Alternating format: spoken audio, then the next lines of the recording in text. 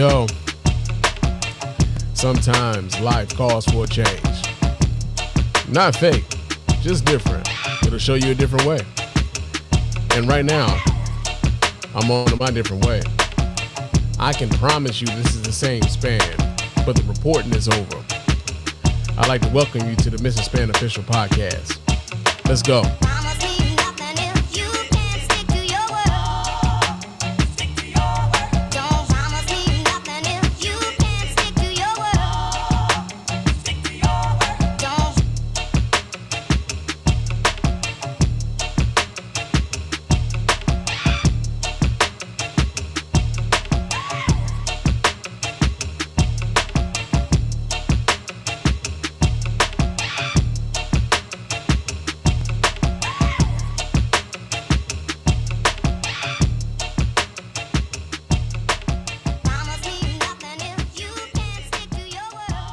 Yo, what's going on, everybody? Welcome to the Mr. Spann official podcast. I'm your host, Mr. Spann. This is episode number 40 of the report, man. Number 40. Old habits die hard, man. It's not the report anymore. It's just Mr. Spann official. But yeah, man, we are on episode number 40 here, man. Got here relatively quickly. Nigga, this is about the third time I done talked to y'all this week, nigga. So, shout out to that. You know what I'm saying? Shout out to that. Very seldom has your man Spann ever hit the mic 3 times in a week. But, yo, it happened this week, man. So, good things, man. Good things. Well, not necessarily, right?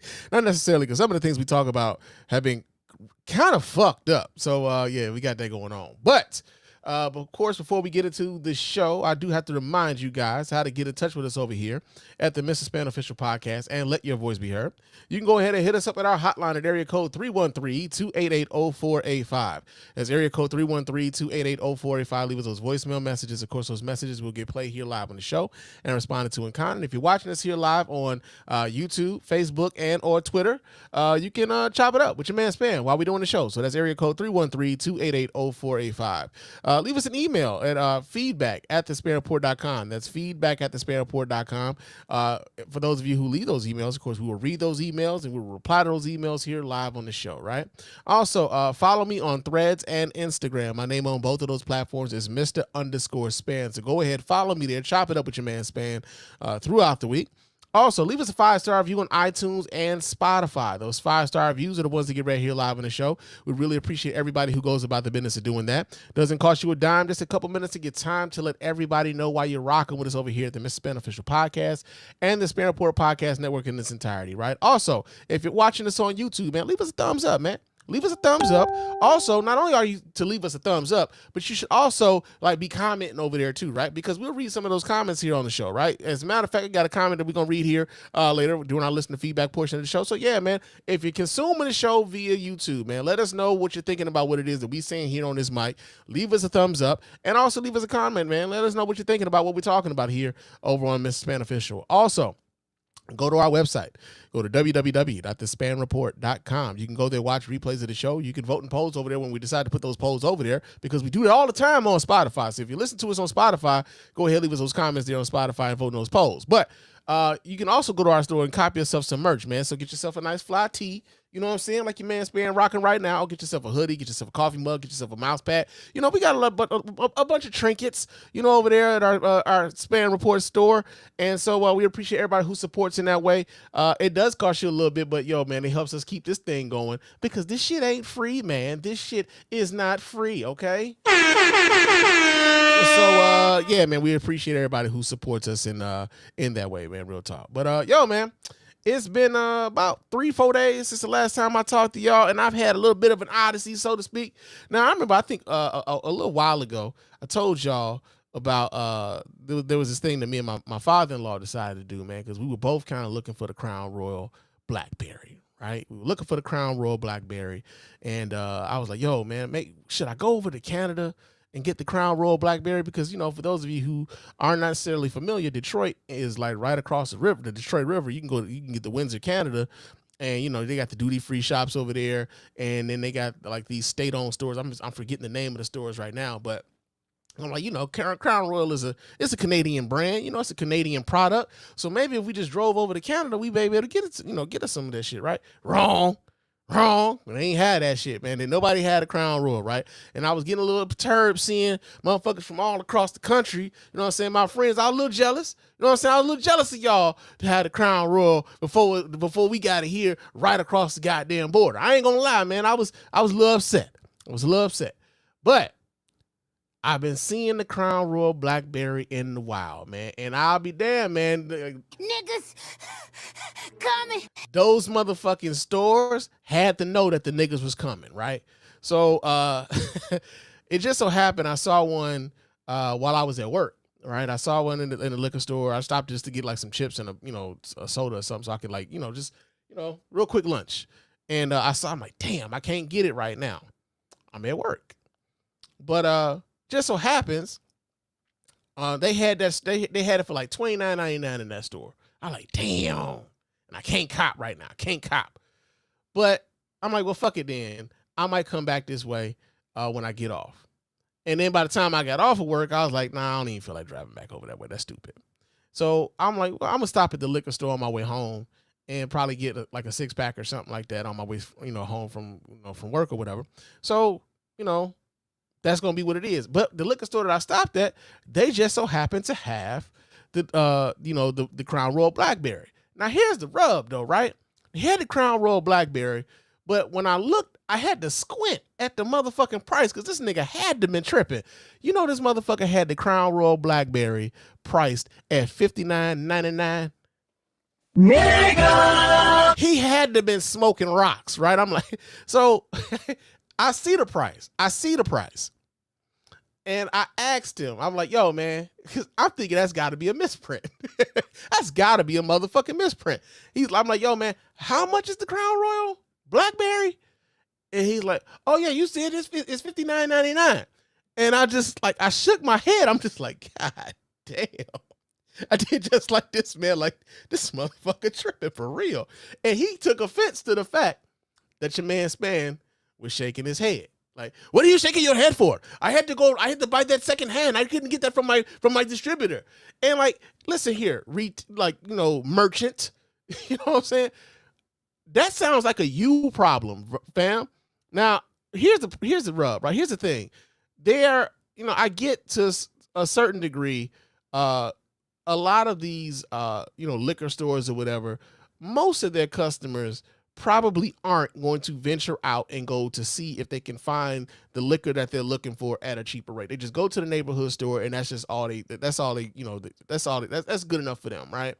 I'm not that kind of guy. I got access to, well, not necessarily access, but I can get around. I got a car. I can, I don't have to settle for, you trying to charge me $59.99 for this shit that I know is cheaper elsewhere. But then on top of that, he tried to act as though I couldn't find it cheaper elsewhere. I'm like, bro, I get my Crown mostly from CVS right up the street, and it's normally $7, $8, maybe even $10, depending on the flavor, cheaper than what you motherfuckers are charging in here. Which is why I hardly ever go to the liquor store now to go buy my liquor. I get that shit at CVS because they are normally cheaper than what a lot of these liquor stores are trying to charge for the shit, right? So he said, you said you found it for $30 in Detroit. If you found it for $30 in Detroit, you go buy it for $30 in Detroit, and then I'll buy it from you. And I'm like, yeah, man, you taking way too much offense to the fact that I'm not buying this shit from you at $59.99. Like, hey, bro, if you could find somebody that's going to buy that shit, more power to you, but it just won't be me, right? So today, man, I'm just, out running some errands, man. And I rolled up into this gas station that also happens to sell liquor and shit, which I think is odd considering, they don't want you to drink and drive, but that's crazy. But at the gas station, they had the Crown Royal Blackberry, and they had the Crown Royal Blackberry for the price of $32. $32, man. Wait a minute, I just thought about it. That can give me like a copyright or some shit, We're going to talk about that copyright shit in a minute too. But yeah, man, they had it for $32, man. So I'm like, yo, man, that's what's up. I'll take it. $32, I can cop that, right? So what I decided I was going to do before I actually tasted it, I'm going to taste it right here on the show, right? So I got my I got my glass ready. You know what I'm saying? I got my glass ready. I hadn't even poured it out because I know like sometimes folks be wanting like sometimes folks like they want to see what the bag look like. So here's the bag, right? Here's the bag right here. It's a little purple, a little real purple or whatever with some I guess some blackberry accents and shit. You know. And yeah, so we gonna see. I took the wrapping and shit off, but yeah, man. So here we go, and we gonna see if this shit was worth the hype. You know what I'm saying? Because you know it reminded me a little bit of the hype around the peach. You know what I'm saying? When the peach came out, motherfuckers was doing all kind of crazy shit with the peach, and you know I had to go and go to great lengths to go get it at a decent price. So once the hype dies down, I'm sure that the prices will start stabilizing. But let's see what this Crown Royal Blackberry is on. Let's see what they talking about here.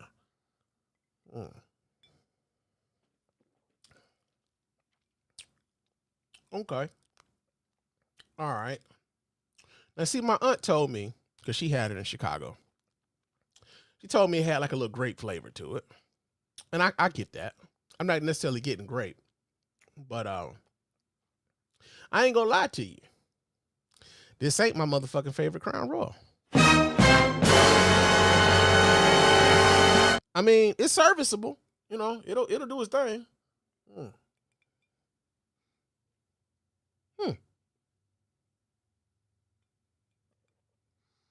I ain't gonna lie, this shit smell like medicine. Smell like medicine. But yeah, I mean, I guess I'll have it in the rotation. But yeah. Honestly, now that I've had it, not necessarily a must-have. And I gotta say, I'm a bit shocked at that, man. Yeah, I am a bit shocked. Especially considering a lot of the hype around it, and I'm a Crown Royal drinker. Like I drink a lot of the different Crown Royals. There's one that I don't even think they sell anymore that I used to kind of like, but the only thing about it was really sweet, and that was the Crown Royal Maple. I haven't seen the Crown Royal Maple in forever, but that shit tasted like alligator syrup. I ain't gonna lie to you. So you had to take that shit in moderation. But yeah, man. Maybe this will be one of those crowns that I feel like is better, like consumed mixed with something. Because normally I drink my Crown straight on the rocks, but nah, man, this ain't a must have. This is not a must have for your boy. And so you heard it here first. You know what I'm saying? You heard it here first. I mean, it's okay. It's just okay, and that's okay.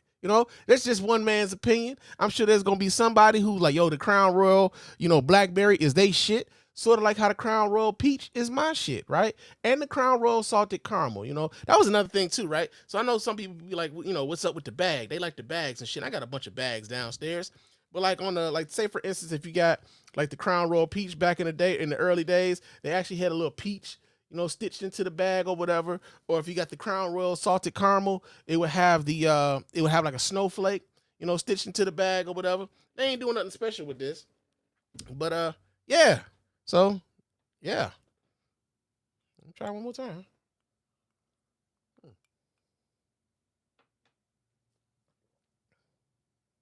Yeah. It's serviceable. It's a serviceable whiskey. So, yeah. It ain't worth no goddamn $59.99. That's for goddamn show, nigga. That's what. Nigga. So yeah, man, we got that going on. So I finally got my hand on the Crown Royal Blackberry. I did a live review of it right here on the show. I could taste the blackberry. It's got it smells a lot like medicine. I'm not gonna lie to you. If you like a grape flavored sort of thing, I can see this sort of being like in your rotation. I'm not really the biggest fan of like grapey sort, and I it's not grape, but it's in that it's kind of leaning in that way. And I see what my aunt was talking about. It's kind of leaning in that way. So yeah, you got that going on, man. The Crown Royal Blackberry has been conquered, it's been had, and it's not worth a lot of the hype that I've been seeing online as of late. So that kind of sucks because I was excited about it, but it'll go in the cabinet, same as the rest of the stuff, right? So you got that going on. I had a couple random thoughts before we get into before we get into some of our listener feedback, because I did get some listener feedback this week. But one of the things I was thinking about, because oftentimes when I'm at work, you have to ring a doorbell or something like that, knock on the door, let people know you're there. And I noticed that with the Ring doorbells, people don't answer their damn Ring doorbells. I know, like I've had a Ring doorbell before, and I know that like if your internet connection isn't the greatest, like there's a hellified delay by the time someone rings that doorbell, by the time it gets to your phone. So I get that sometimes folks just don't get to their phone fast enough for them to actually answer the ring or whatever else. And this is outside of some of the Ring doorbells having like a really tiny microphone. I'm sorry, a tiny speaker, and it's hard to hear anything that people are saying on those damn things. But I've noticed lately with the Ring doorbells, and it'll ask you to say, well, the person that you're trying to reach isn't here. If you'd like to leave them a message, you could do so right now. And they'd be like, so are niggas leaving voicemails at the doors? Like, are y'all going? Like, are y'all ringing doorbells and leaving voicemails at the doorbells? Like, is that a thing? Because like I'm of the age now where I kind of feel like even voicemail is pretty much becoming one of those things where, especially like in interpersonal relationships, maybe not so much about business, but like in interpersonal relationships, where like, nigga, you saw I called you. I ain't gotta leave you no voicemail. You saw I called you. You seen you missed a call from me. Call me back when you get a chance, right? Especially if it's not something serious. The only time I'm leaving a voicemail if it's something serious. So I got a question for y'all. Are any of y'all going up to the Ring doorbell and your people ain't there, and then you leave them a message that you was there? Like, cause I got the feeling they're like, yo, they can see that you was there if they just look at their video feed and like, oh shit, my cousin Shannon came over here. You know what I'm saying? Let me see what that nigga. First of all, Shannon ain't supposed to just be popping up anyway, right? So it's one of those things. But yeah, I just wondered that. Like, who are the people leaving the voicemails at the doorbells at your house, right? Now, I got a Nest doorbell on my house. And I used to have a Ring doorbell. It was cool, but like I didn't have it wired. It was like the battery operated one, so it was always going off. I always had to charge the battery like every 25 days or some shit like that.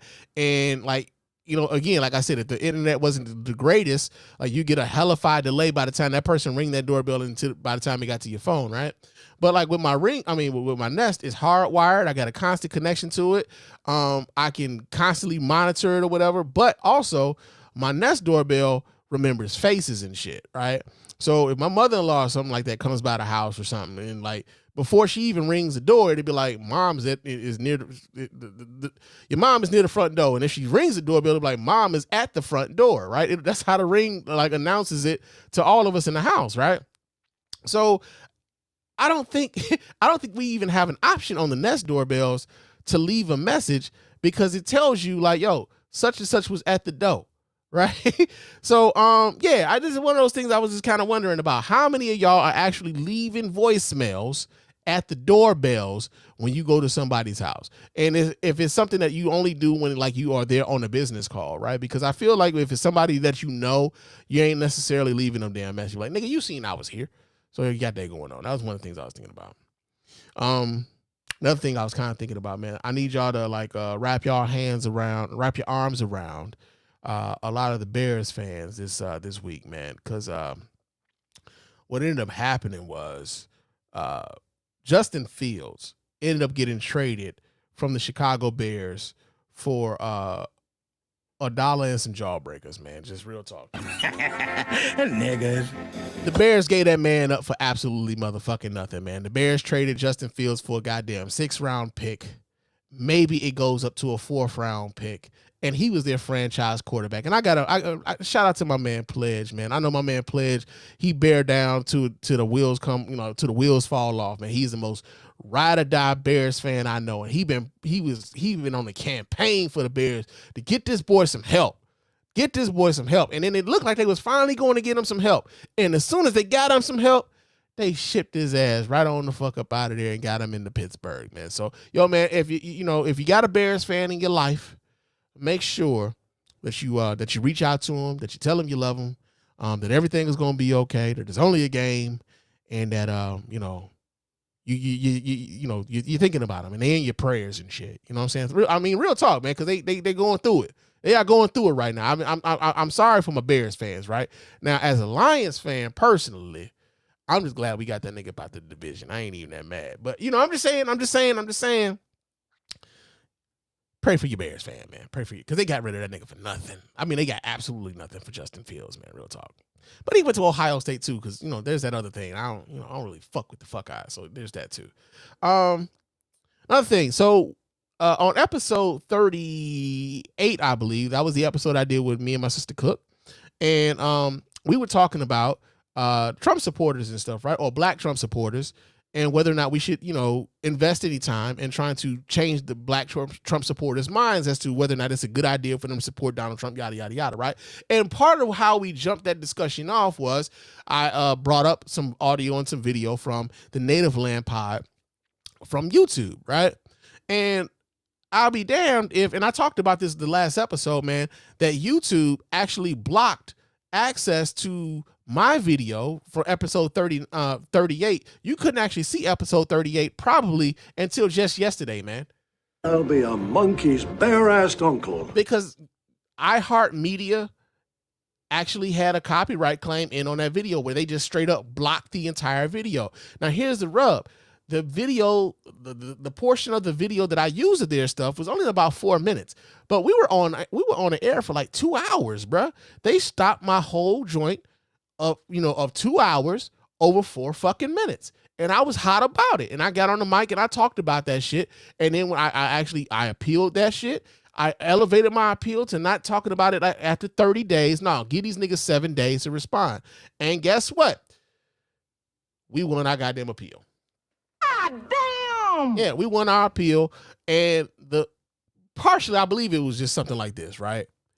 iHeartMedia is a conglomerate. I'm a small motherfucker doing this shit out of a separate bedroom in my house, right? I'm small potatoes. It wasn't worth the goddamn fight, right? Like, yeah, all right, let's leave this little nigga alone. And I think that's ultimately what it boiled down to. And also, you got you got this thing where like a lot of the copyright stuff is done via software. So like if you got anything that has anything I guess associated with iHeartMedia, they can like they got software that listens for their stuff, and if they hear their stuff anywhere, this is what it automatically triggers. And I think, of course, I mean, it's efficient for them, but it's also very lazy, and it's also it doesn't lend for nuance. It doesn't lend for fair use, because again, what we did with that audio is what we used that discussion to jump off our own discussion as to whether or not it would be a waste of time to talk to Trump supporters or talk to black Trump supporters and convince them that what they're doing is problematic for the motherfucking community. And so, yeah, I'm happy that you guys can now access episode 38 and watch that if you choose to. But like, yo, man, like at this point, who cares? You know what I'm saying? Like at a certain point, like these videos tend to have like a time, a time frame where people are it's no longer relevant because I'm doing current events. So when it's no longer relevant, it's not that wasn't one of those things where it's like, yo, this is going to be evergreen and we're going to always be talking about this. No, we're not going to always be talking about this. It's not going to always be on the top of mind for folks. So when they do sort of heavy-handed shit like that for small creators like myself, yo, man, like that's devastating in a large degree, because like, yo, whatever reach I was trying to get, which isn't my shit doesn't reach all that far out. So whatever small reach that I am trying to get, you shutting that shit down too, just on the fact that like, yo, we used 4 minutes of y'all video to talk about some shit, and we were on our own show for over 2 hours. And so, yeah, man, I think YouTube definitely does have to there has to be some sort of happy medium when it comes to this fair use stuff, where you don't have to jump through all these hoops, and then those who are these mega conglomerates can shut your shit down for 30 days, 7 days, or however long it takes for the appeal to go through its whole thing. Like, nah, man, like, if you got an issue with it, hey, state what the issue is. Don't let it be some automated thing where it just shuts down somebody else's creativity. Although we were using some of their material, we didn't use their entire material, and it was just a jumping off point. That's what the fair use shit is about.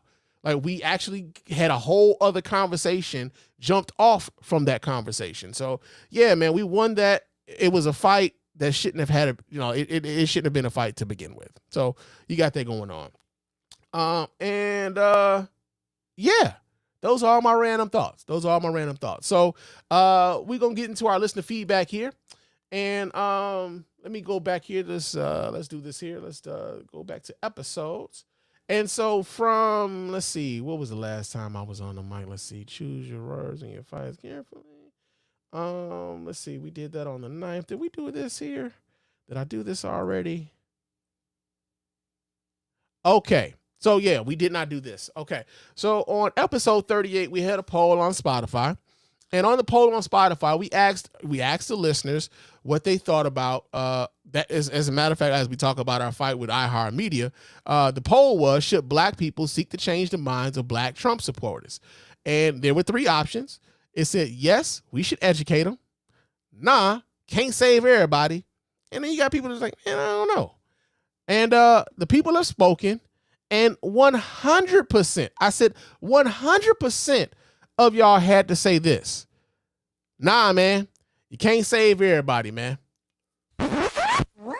Yeah, man. Y'all said you can't save everybody. 100% of the people who were listening to me like, yo, don't waste your time, bro. Don't even waste your time talking to these Trump supporters. You can't save everybody. Everybody can't go. So, yeah, that was the poll results from episode 38, right? But we also have, let me see. We also had our Q&A, and it was what did you think of Joe Biden's State of the Union speech?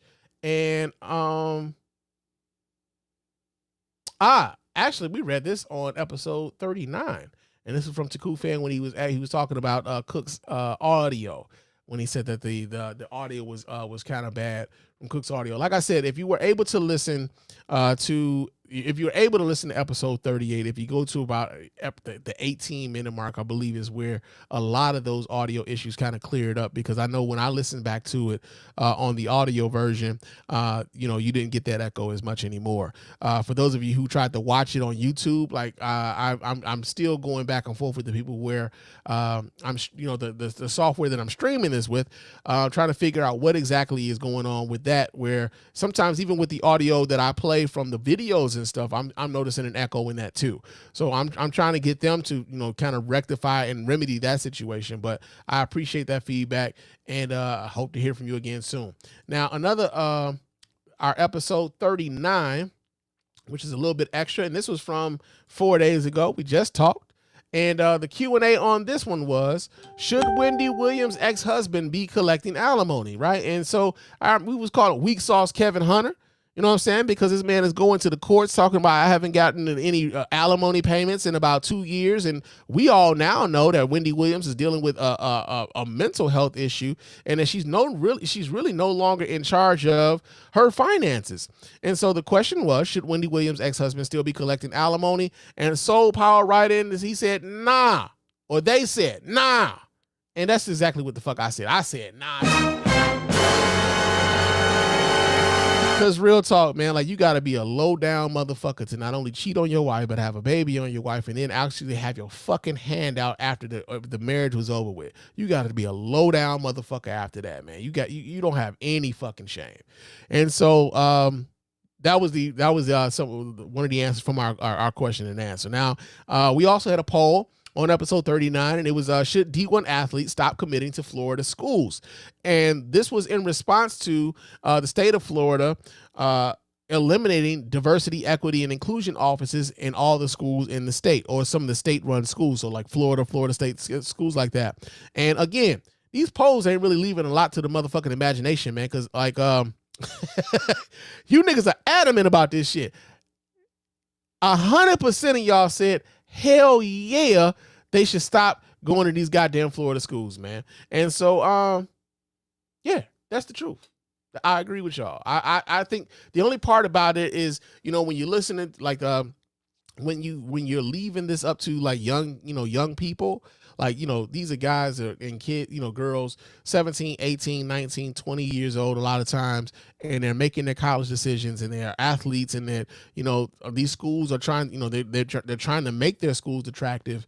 But, I don't want this to become a thing where people are pressuring these kids to fight the good fight, so to speak, when ultimately these kids are the ones who have to live with the decision. We just like are kind of vicariously living through them. And so although I agree that like, yeah, I wouldn't, necessarily want these kids going to these schools, especially considering where these schools don't value diversity, equity, and inclusion, and they don't value your history. They don't value like the trials and tribulations that you had to work through in order to get to in this position, for them to come, like to want you to even come play for them. Right? They want your body for for you to exert energy for them and make money off of you, but they can't be bothered with educating you, and they can't be bothered with, they can't be bothered with worrying about everything that comes with you and educating those around you about everything that comes with you.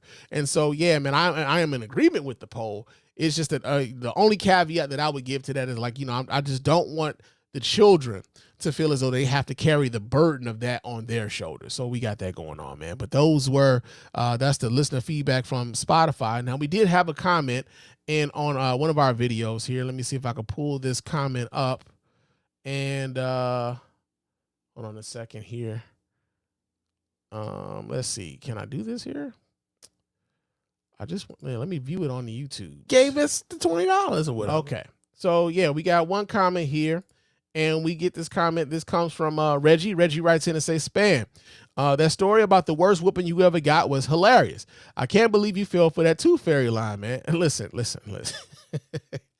As a 43-year-old motherfucker, I can't believe I fell for that shit either. But, like I said, I was 9 or something like that. One track mind. M&M's, that's all I cared about. He said, like you said, though, you deserve that ass whooping. Just switching gears a little bit, though. I noticed that you've been leaning in heavily on the idea that of the Black Republican grifter and how they bring harm to the community. And I agree with you that Candace Owens just might be in it for the money, considering what her rhetoric used to be at one time. My question for you, though, is why do you often throw people like Brandon Tatum and the Hodge twins in with her, though? What makes them grifty? I haven't followed any of them long enough to know, but from what I've seen of them, they seem to come across as genuine believers in what they're preaching to their audiences. Do you have any proof that they don't truly believe in what they're saying? Okay, so yeah, man. Here's the thing when it comes to like people like Brandon Tatum, people like the Hodge twins and stuff. Like I remember I used to watch the Hodge twins, like some years ago, man. The Hodge twins back then. They were just like some real sophomoric motherfuckers, you know what I'm saying? Like they would say some real, like it was some sophomoric, funny shit. You know what I'm saying? I used to think they were funny. And it surprised me when I saw that they had taken the hard right turn to supporting Donald Trump and things like that. Like it really did. I was kind of taken aback by the shit, and I haven't watched any of this stuff ever since, right? So with them, I feel as though it's one of these things like this, right? When you know that like one of the easiest ways for Black creators to, especially on YouTube, man, like these aren't the only people who do it, but like, they're the more prominent ones like that. Like I said, the Hodge twins and Brandon Tatum and such. But like, you notice when like the Hodge twins like have made the whole MAGA thing their entire fucking like brand to some degree. Like, yo, we are. And they going out to these conservative fucking events, and they're talking at these conservative events. They used to be two YouTube niggas that was just goofy on YouTube, and now they like going to all these conservative events. They're getting paid a hell of a lot more money now than they were getting paid before. And so that to me is what made it grifty, right? Now, in the case of a Brandon Tatum was one of those people who, he came into prominence, so to speak, in around 2016. And one of the things that I thought was interesting about Brandon Tatum was that one of the very first videos that he put up, it didn't go viral at the time because he got viral for talking about feeling unsafe at a Trump rally being a Black man, right?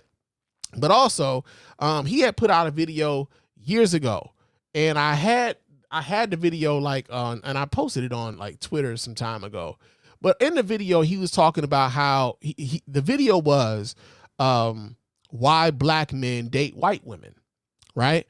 And in that particular video, he was talking about it being about culture, right?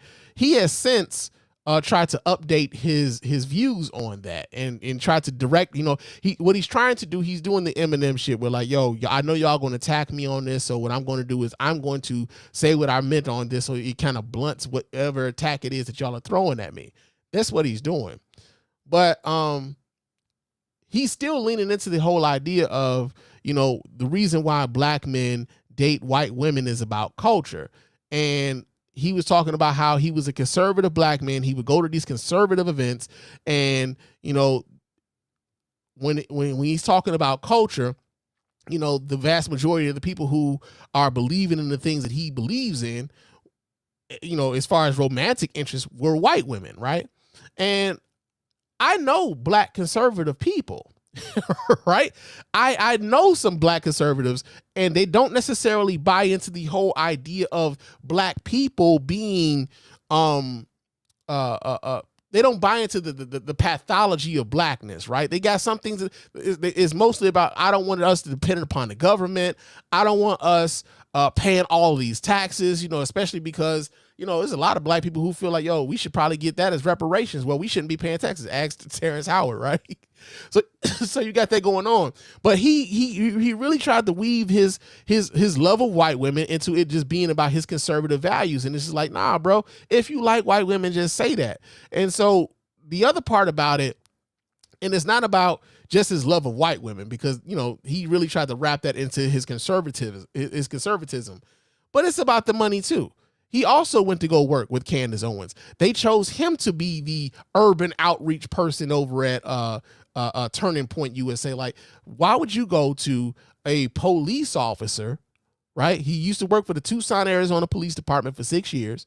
Why would you go to a police officer who has negative views of the black community, and that is your guy that you choose as your urban outreach person? That just kind of goes to show you how disassociated and how out of touch a lot of these Republican groups are, when they don't even know that, like, a lot of black folks don't really fuck, a lot of them don't fuck with police, but also they don't fuck with police who have a negative opinion of black folks. And very often, Brandon Tatum gets on his platform speaking ill and negatively of black people and black culture, and using that to elevate himself within white spaces. And so with that comes a financial benefit.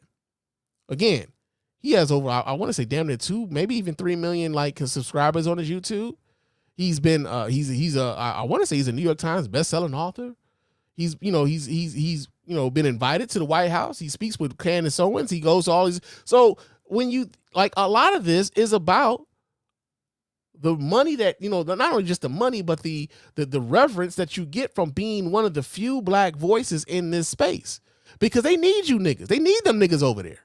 They really do, because people like Candace Owens, the Hodge twins, and Brandon Tatum, they give cover to white supremacist talking points. If you can find a nigga who is willing to espouse these views for you, then anytime somebody else comes at you, especially a person of color comes at you, and they're telling you like, yo, man, what you're saying is racist, but like, you could just point, oh, well, Candace Owens agrees with me.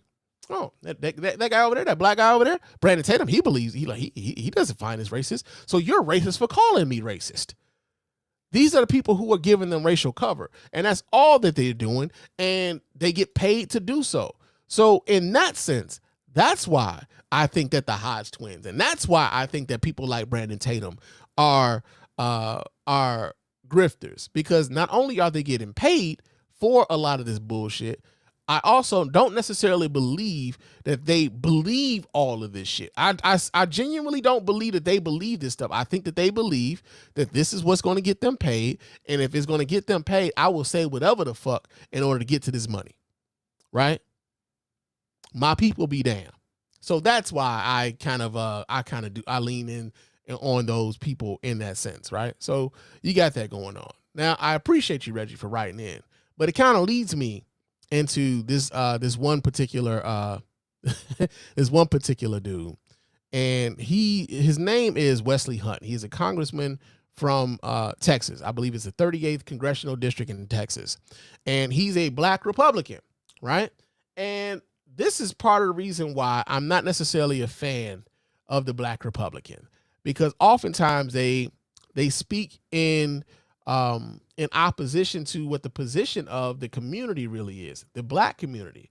And so I'm going to play a little bit of Wesley Hunt actually being pissed at Democrats because Democrats are trying to fight some of the voter ID laws that are popping up all over the country, right? So let me pull this video up so you guys can watch right along with me here. Representative Wesley Hunt. Let me do this here just a second, folks, while I pull the video up so y'all can see this and we can all watch as a family. Hopefully we don't get any goddamn copyrights for sharing this, but we get this from Forbes, and this is what they got to say. So let's do this here. He serves as U.S. Representative for Texas 38th Congressional District. He was first elected in 2023 and serves on the House Judiciary Committee, as well as the House Subcommittee on the Constitution and Limited Government. My man got a big ass head. I ain't gonna lie though. He got a big ass head. He received his Bachelor of Science from the United States Military Academy at West Point.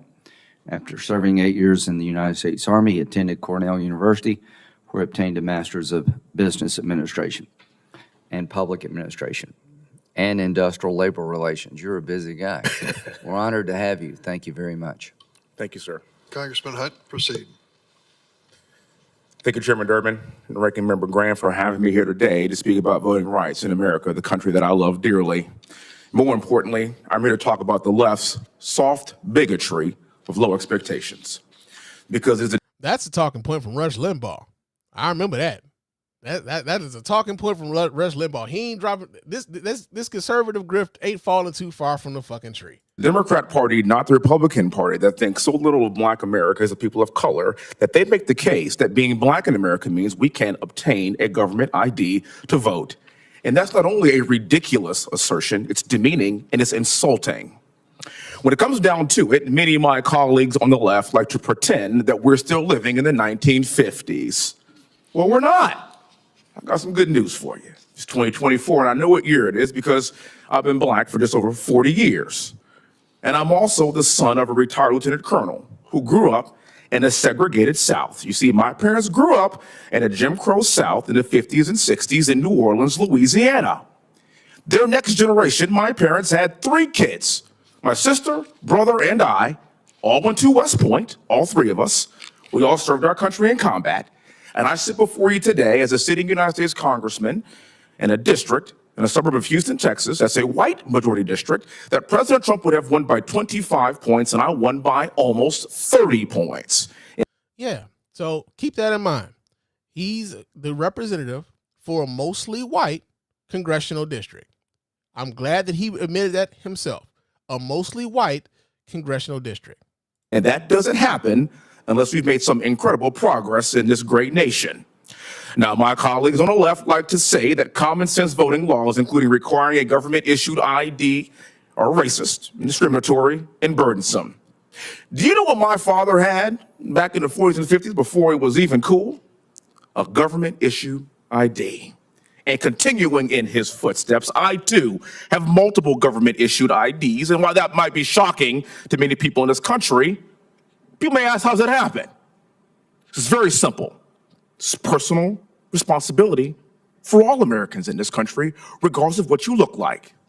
Sitting with me today is my global entry card, my military ID card, my Texas driver's license, my Texas license to carry, because that's how we roll in Texas, my congressional card, and of course, the good old-fashioned American passport. Okay, let me ask you something, bro. You said you got a global entry card and you got a passport along with, your congressional card and all this other stuff, right? How much does a passport cost? How much does a global entry card cost? And why are those particular IDs acceptable for someone to be able to get their right to use those as IDs to vote? But for someone in Texas, say for instance you were a college student in Texas and you wanted to exercise your right to vote and you wanted to register and vote in Texas or whatever else, but you're just a college student, you don't have Texas state ID, right? But you live in Texas for a good portion of the year, so you want to be able to vote in the space in which you live, and you go to school at Texas, you go to a Texas run university, And that is a state-run university. That state-run university gives you an identification that you go to that institution. And yet you can't use that motherfucking state ID from the school, from the college in Texas that you attend to register to vote and to use it as legitimate identification that you also do live and are eligible to vote in Texas. Make that make sense. Oh, yeah. There is powerful niggardry at work here. Make that make sense, man. Those are some of the roadblocks that people are facing when they go to try to vote in Texas. It isn't just, it's personal responsibility. Hey, man, again, like, what a passport costs, about $115? Right? I don't even know how much the global entry card costs. Like, I haven't been doing any international traveling in shit. I was a teenager the last time I did some international travel. So it's been a long time. I'm not versed. But then the other part about it is this. In Texas, they have been closing polling places in Texas. I believe there was a story of, there was this one dude, he was at Texas State University, the other TSU, the other HBCU that goes by TSU. He waited in line to vote for 6 hours to exercise his right to vote in Texas, right? Why should anybody have to wait 6 hours to vote anywhere in the United States of America, right? Where's the soft bigotry of low expectations when it comes to that? There are also older folks who live in rural areas where the Secretary of State office isn't necessarily as accessible as they should be. And some of those folks have, the only identification that they might have is a vital record that may be like a birth certificate, if they can get access to their birth certificate at all. And yet those folks should be eligible to vote. Yet and still, that is a barrier that is put in front of them to keep them from being able to reasonably be able to access the ballot. So it's not just people can't get access to ID, but it's how you try to put put hurdles in front of them to keep them from doing this. Voting should be very easy in America, right? We talk about being one of the oldest democracies on the planet. Voting should be very motherfucking easy. One of the ways that you fix this is by the time someone turns 18, they are eligible to vote. They are automatically registered to vote. But from the time that they turn 18, on their 18th birthday, they are automatically registered to vote. No matter what, they are registered to vote. They are 18 years old. Right? The other way you kind of deplete, alleviate these issues is that you make voting a national holiday. Everybody should have the right to vote, right? Everybody should be able to get access to the ballot. So it shouldn't be a thing of, it shouldn't be a thing of, well, I can't get off of work in time so I can go to the polls.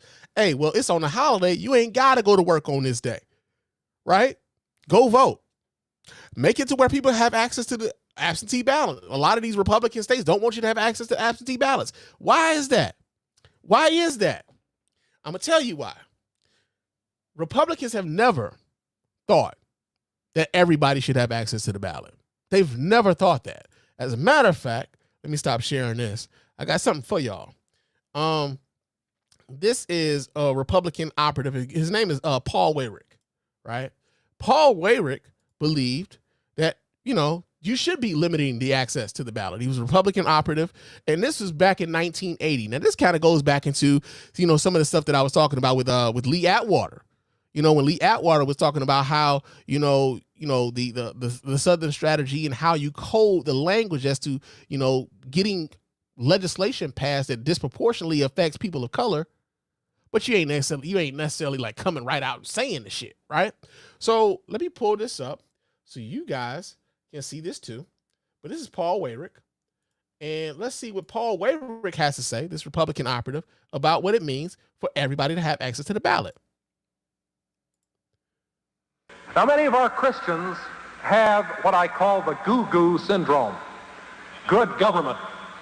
They want everybody to vote. I don't want everybody to vote. Elections are not won by a majority of people. They never have been from the beginning of our country, and they are not now. As a matter of fact, our leverage in the elections, quite candidly, goes up as the voting populace goes down. our election leverage goes up as the voting populace goes down. They know, they've known this for a long time, especially in the conservative movement, that they are not the popular people. They are not they do not represent the vast majority of the American voter. And if the vast majority of the American voter has access to the ballot, they stand a snowball's chance in hell of winning any goddamn thing. They know this, right? They know this. So it's no surprise that, like, when you have someone like a fucking Wesley Hunt, despite him being black, getting up there talking his personal responsibility shit while at the same time completely ignoring all of the systemic barriers that are being put in front of people of color while they're trying to exercise their right to vote. It ain't just about them having voter ID. It's not just about that. Everyone over the age of 18 should be registered to vote, period. They don't want us to have access to that. And so you got that going on, man. I just want, like, this is what I'm talking about when we start talking about these black grifters and shit. And, you know, like, I don't want to make this about interracial dating or marriage or anything like that, because I actually have no fucking problem with people dating interracially. I have no fucking problem with people who are of the LGBTQ community. If you find love where you find love, more fucking power to you. However, with people like a Wesley Hunt, or like, you know, the guys we have here in Michigan, like a John James, where they are, you know, conservative leaning black dudes, or Brandon Tatum, conservative leaning black dudes who found love in white women. But the issue that I have with them is not that their love of white women. Love who you want to fucking love. My issue comes from them actively attacking the black community as if there is a natural pathology within black people. And that's why they advocate for the policies that they advocate for. Right? And so, you know, there's this acceptance of white people and white society that they seem to be clamoring for. But also, you know, it just comes at the expense of black people oftentimes. Right? So, yeah, man. We got that happened over the course of this week, man. As we talk about the RNC, as we talk about access to the ballot, man, the RNC just sued the Secretary of State of Michigan over the voter rolls. Yeah, man, the RNC is out here pulling the bullshit. So let me pull this story up so you guys can, well, let me see what we got. This comes from NBC News. Is there a video attached to this so I don't have to read all of this shit? Yeah, we're going to do this without supporting this time. I mean, y'all cool and all, but okay, so I do have to read the article. It's fine. But we get the story here. This comes from NBC News. It said that the Republican National Committee sued Michigan Secretary of State Jocelyn Benson, on a Democrat, on Wednesday in an attempt to force election officials to trim down the state's voter rolls. The lawsuit, which is filed in federal court, argues that Michigan is violating the National Voter Registration Act's requirement to maintain clean and accurate vote registration rolls. The move comes just days after Trump allies effectively took over the RNC's leadership ahead of the 2024 election. At least 53 Michigan counties have more active registered voters than they have adult citizens who are over the age of 18. That number of voters is impossibly high, the lawsuit said. An additional 23 counties have active voter registration rates that exceed 90% of adult citizens over the age of 18. That figure far eclipses the national and statewide voter registration rate in recent elections. America's voter rolls system is built for registration, not removal. The rolls often include outdated registration, as most voters do not remove themselves from the system when they move.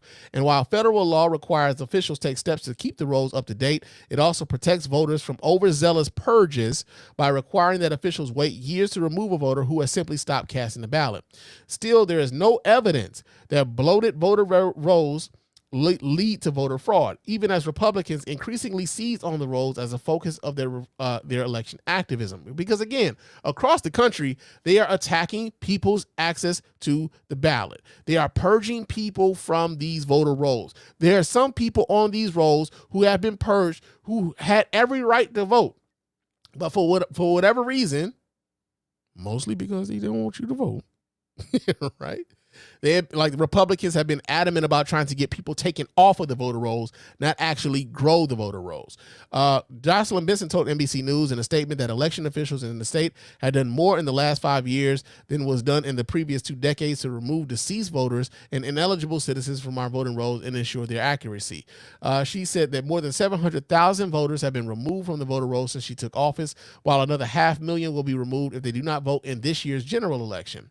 Let's call this what it is, a PR campaign masquerading as a meritless lawsuit filled with baseless accusations that seek to diminish people's faith in the security of our elections. Shame on anyone who abuses the legal process to sow seeds of doubt in our democracy, Benson added. Now, I would also add this as well, because a lot of Republicans, especially Donald Trump at this particular point, have a beef with the idea of absentee balloting, right? I am a big fan of the absentee balloting. I am glad that we have absentee balloting here in Michigan, especially when they expanded it during COVID, because that gave me an opportunity when I had an absentee ballot to actually just sit in my dining room table, look over some of the names on that ballot to see if, like, yo, man, let me Google this motherfucker to see what they stand for. Let me see what policies they've actually advocated for. Let me see if this judge has made a ruling that I think is problematic and whether or not that person deserves my vote or not. How often have you stood in that damn that voter booth and you looked at some of the names on that ballot? You had no clue who they were, had no clue what they stood for, but you were asked to vote for that person, right? A lot of us has done that, especially when it comes to those judges. A lot of those judges, I don't know who the fuck these people is. I'm not before a judge every day. I'm not in the court system like that. I don't know what they talking about. So it's good for you to be able to just kind of sit down and be like, hey man, let me actually take a look at what these people, who they are and what they advocate for. And if I can see that beforehand, I can make an educated choice on who it is I'm actually giving my vote to.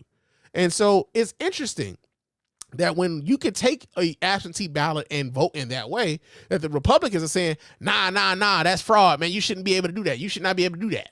Oh, yeah. There's powerful niggardry at work here. They don't want you to know what they stand for you cast the ballot.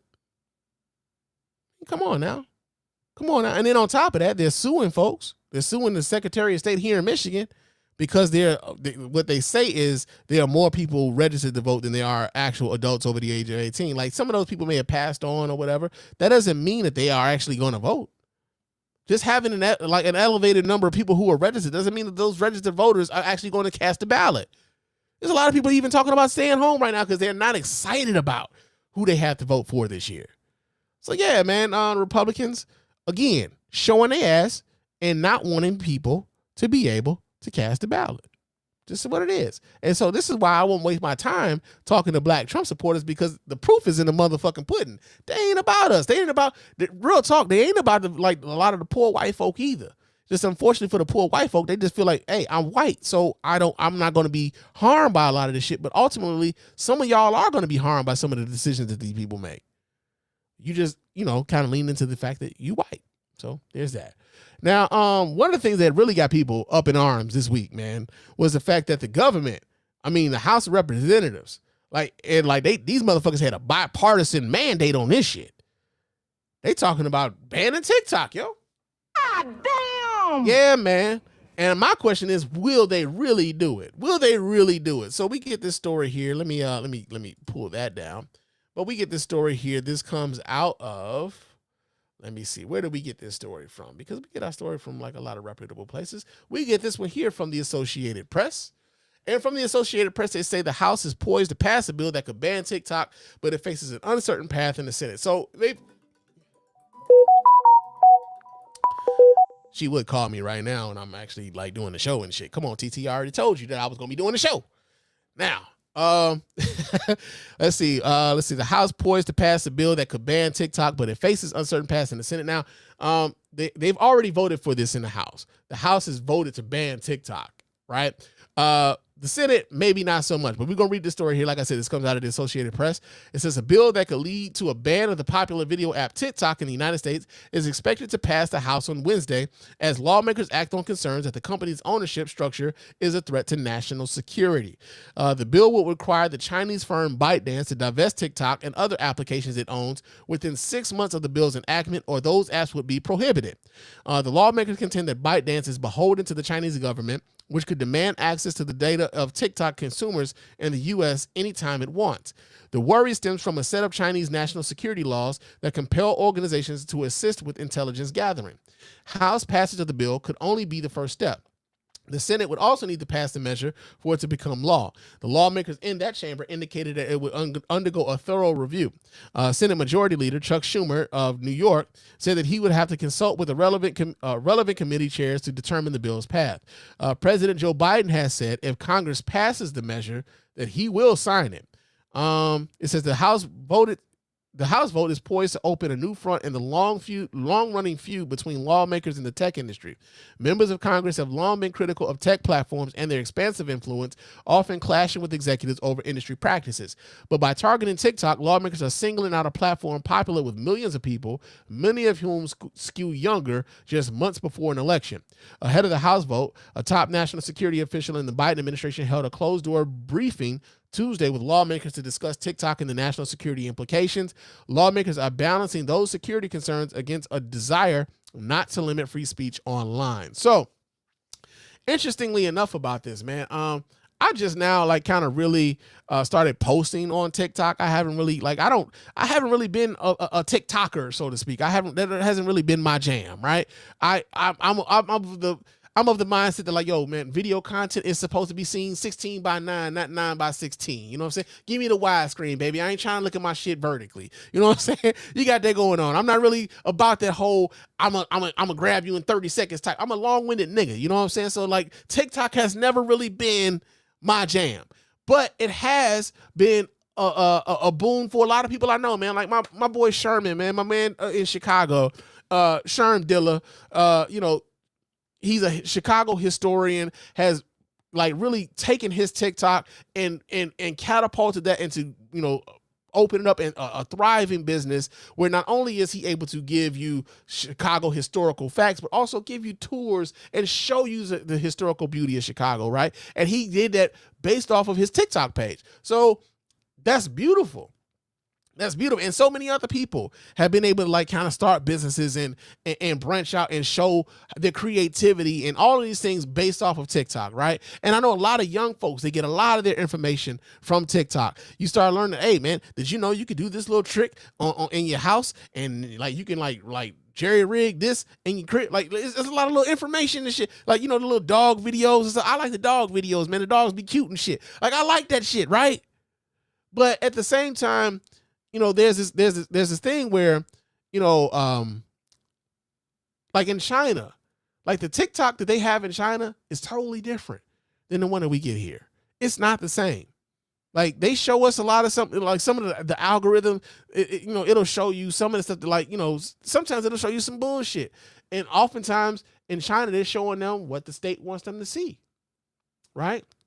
What the state wants them to see. But the idea of TikTok being a way for the Chinese government to spy on the American citizenry, a lot of folks are just like, man, nigga, I'm being spied on all the time any motherfucking way, right?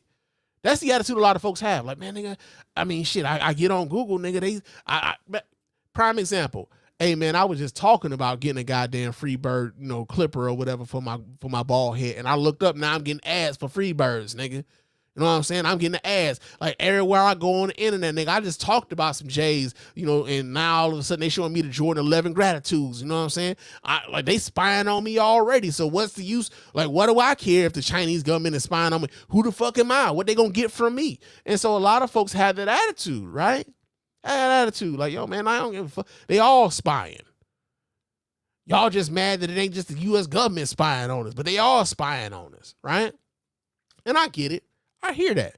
It's rational motherfucking, it's actually kind of rational to think that way. Yo, man, they all spying on me.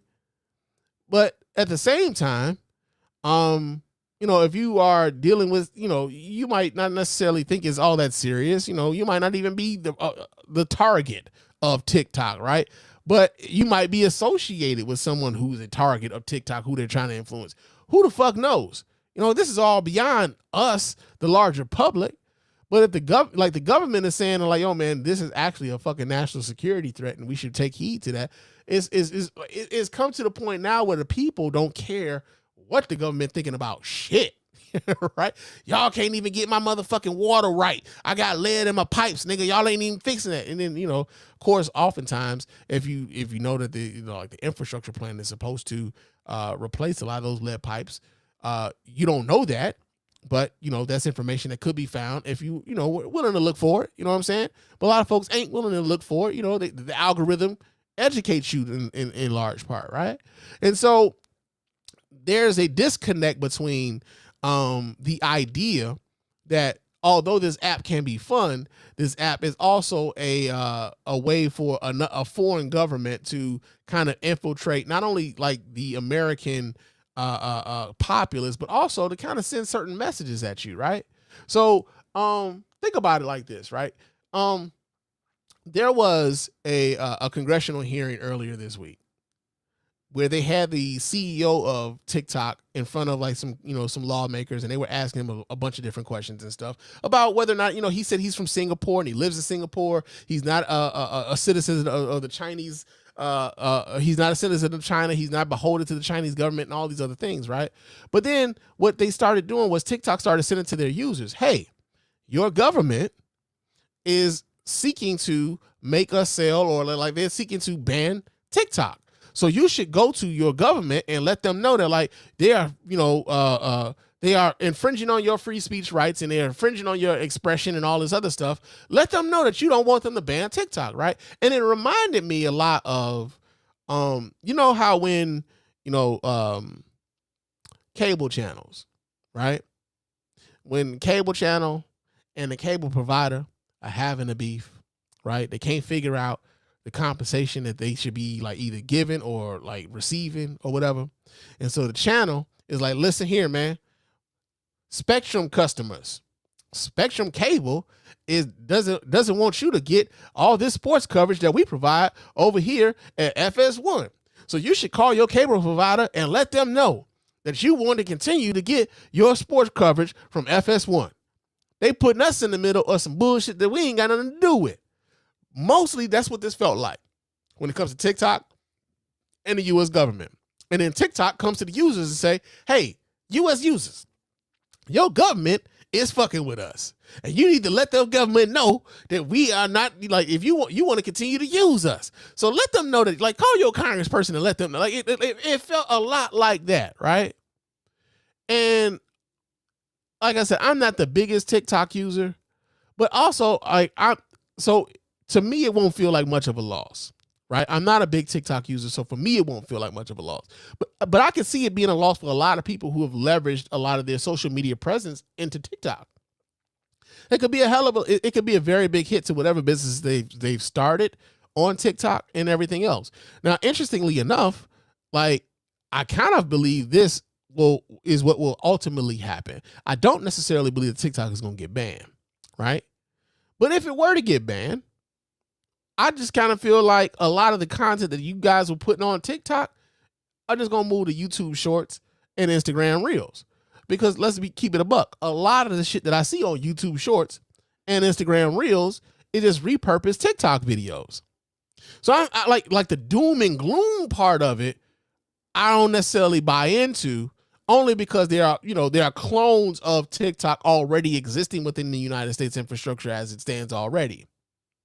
But if you've already built up a following on TikTok, and now these people have to follow you someplace else, I could see how that could be an issue with you trying to build that audience back up. Because I know it takes years for people to build up said audiences, right?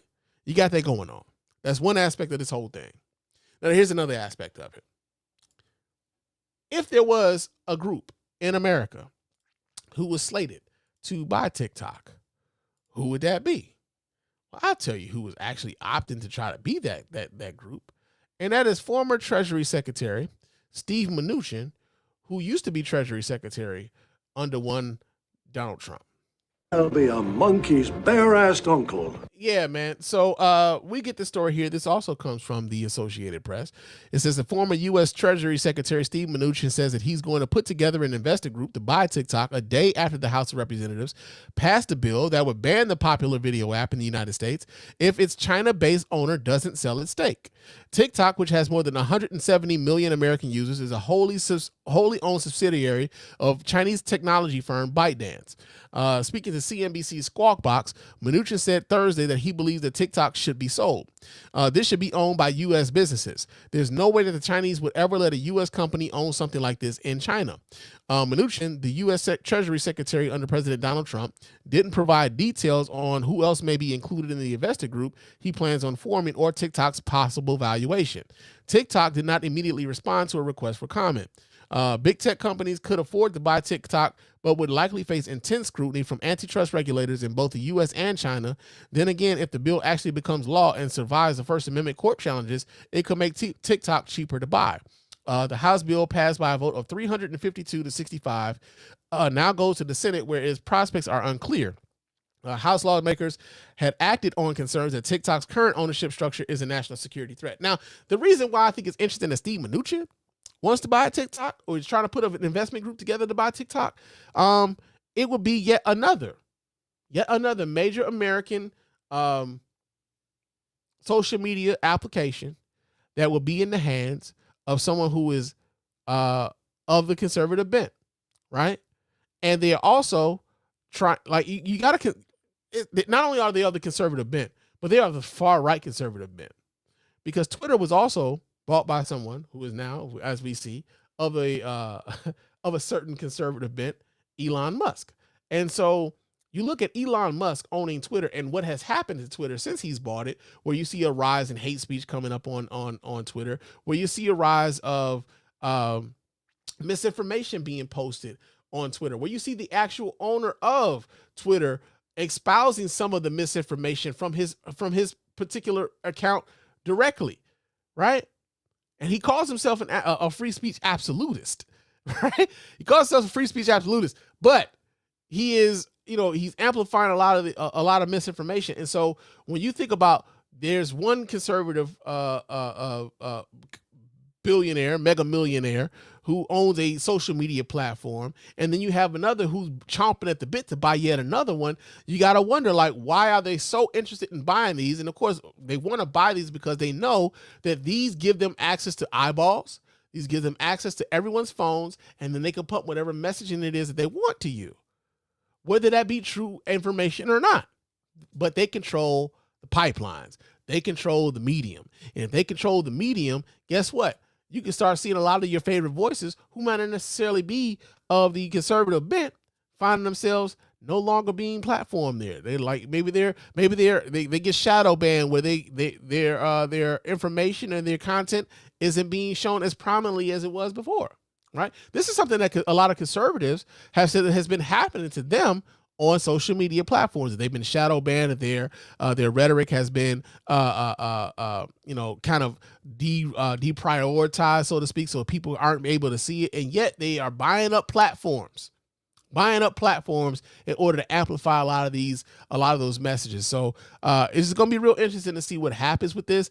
Ultimately, I do not think that TikTok is going to be banned. I think that something is going to happen. And I really do. I think that something's going to happen. I don't know. I don't even know if it's going to get past the Senate. I really don't. But what I would, if I was someone who has been, doing this thing with TikTok, and I like kind of wrap my whole business around that, it might be time to start diversifying your shit. Right? They always say you to diversify your portfolio. It might be time to, hey man, I might really need to start leaning into that YouTube Shorts. I might really need to start leaning into that Instagram Reels, because if this TikTok thing goes to shit, you don't want to be stuck with holding your dick. There's like with nothing else, going on. So you got that going on. Now, we've been talking about some heavy shit. Let me move into something a little bit more, a little bit lighter, I guess, right? So I saw this on my Facebook earlier this week, and I thought it was kind of funny. I didn't see this on any motherfucking real news shit, right? So take this with a grain of salt. Take it with a grain of salt. But there was a story that I saw on my social media that said there was a Detroit public schools teacher who was fired because she was a rapper on the motherfucking side, man. Yeah, man. So let me see if I can pull this video. I believe I have a video of this young lady who was a teacher, because not only did they say she was a teacher and she got fired for rapping, but she was also, after she got fired, They said she filmed the fucking music video right outside the school with the students right after she got let go. All right. So yeah, man, we gonna pull this up because this is actually supposed to be the music video of what she did. So let me see if we can let me do this here so we can watch this together as a family. So let's do this here. This video is called Drippin' 101. Let's see what they talk about. Long time baby going crazy like the 80s. Long time baby going crazy like the Motown baby going crazy like the 80s. Motown baby going crazy like the 80s. Motown baby going crazy like the 80s. I put it on the floor and I dare bitch to take a nigga. Okay, first thing first. She looks quite young. so she's a young teacher. But also it looks like her students fucking love her, man. I think it's the idea that the students get a chance to be in a motherfucking music video and they ready for the turn up. But looks like her students love her, but she also looks young as shit. Running around the city, owe me money, shit is silly. Buy my money just like 50 hoes, mad I got the power in the juice now. Been talking shit, I'm falling 48219. This nigga texting me, but I ain't never got the time. He asking how I'm doing, bitch, I'm always on the grind. I'm just getting started if a nigga think I'm lying. The money's where my mind at. Got that raw honey, you can find me with a high vet. Real, recognize real, who the fuck is y'all? Yeah, nigga playing, I bust him the ball. Niggas wanna blame me, how the fuck you fall? It's my back against the wall, nigga, till I can't no more. I ain't no hoe, I'm out the door. Switch this shit to the flow, but my eyes look at everything I touch though. I get everything I touch though. Motown baby going crazy like the 80s. Motown baby going crazy like the 80s. All right. That's enough of that. But yeah, I'm gonna be honest with y'all. It sounds like a lot of shit coming out of out of Detroit right now. Right? Sound like a lot of shit that's coming out of the D right now. I hope that her going all in on her music pans out for this young lady. I really do. No hate coming from your boy. You know what I'm saying? Like, I really do hope that she is able to parlay this into a real and actual fucking music career.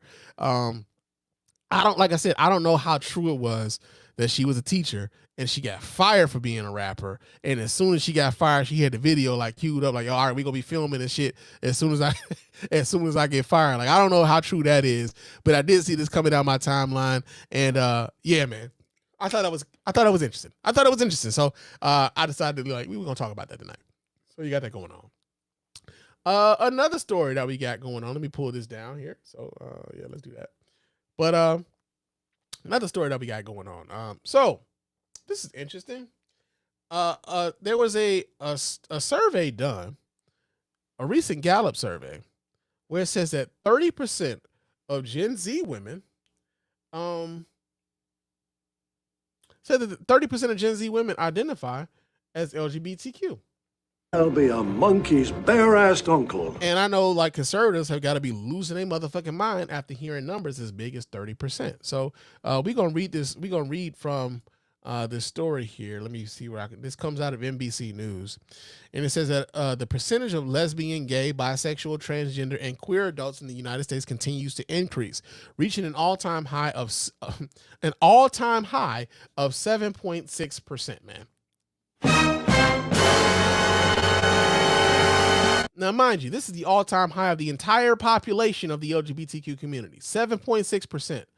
And yet, there are so many people who, because they know, more and more people who are coming out and being comfortable with who they are publicly, who think they're like, oh my God, the gays is taking over, man. They're getting all these rights and shit. It's like, nah, man, it ain't that. It ain't even a big population. 7.6% of the entire U.S. population identifies as LGBTQ, and 30% of Generation Z women are identified as LGBTQ as a part of that community. This is broken down by gender. The survey of 12,000 people 18 and older across the country found that women were nearly twice as likely as men to identify as LGBTQ. Almost 30% of Gen Z women identify as LGBTQ+, most as bisexual. Jeffrey Jones, a senior editor at Gallup, told NBC News. That's where a lot of the growth seems to be happening. This is the first year that Gallup has laid out its annual LGBTQ identification report in a way that breaks down each generation by gender. Looking at all generations, 8.5% of women and 4.7% of men identified as LGBTQ, the survey found. The survey reported margins of sampling error of plus or minus 4 percentage points among LGBTQ respondents. Parsing each generation, the gender story gets more interesting. In the three younger generations surveyed, Generation Z, Millennials, and Generation X, women were more likely than men to identify as LGBTQ. However, in the two oldest generations, Baby Boomers and the Silent Generation, it is reversed. The gender breakdown does not account for non-binary respondents, who represented about 1% of those surveyed. The group most likely to identify as LGBTQ by far was Generation Z women, ages 18 to 26, who was at 28.5% of whom identified as LGBTQ in the survey. The lion's share of them, of all the Gen Z women surveyed, 20.7% identified as bisexual, followed by 5.4% who identified as lesbians. Gen Z women were nearly 3 times more likely than Gen Z men to identify as LGBTQ. Bisexuals made up the highest percentage of LGBTQ respondents at 57.3%, or 4.4% of all adults surveyed. Gay men represented 18.1% of LGBTQ respondents, lesbians 15.1%, and transgender people 11.8%, the survey found. It is important how much the LGBTQ community is bisexual, and it's important how much of the LGBTQ community is bisexual, and that's definitely something we see among younger generations.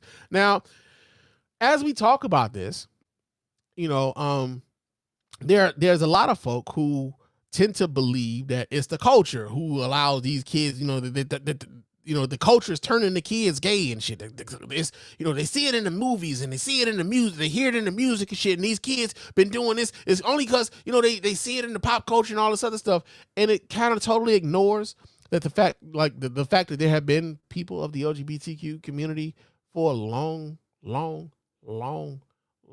time, right? Even when it was not as acceptable as it is now, there's always been an LGBTQ portion of the of our population. It always has been, despite the stigma attached to it. People are going to be who they are, right?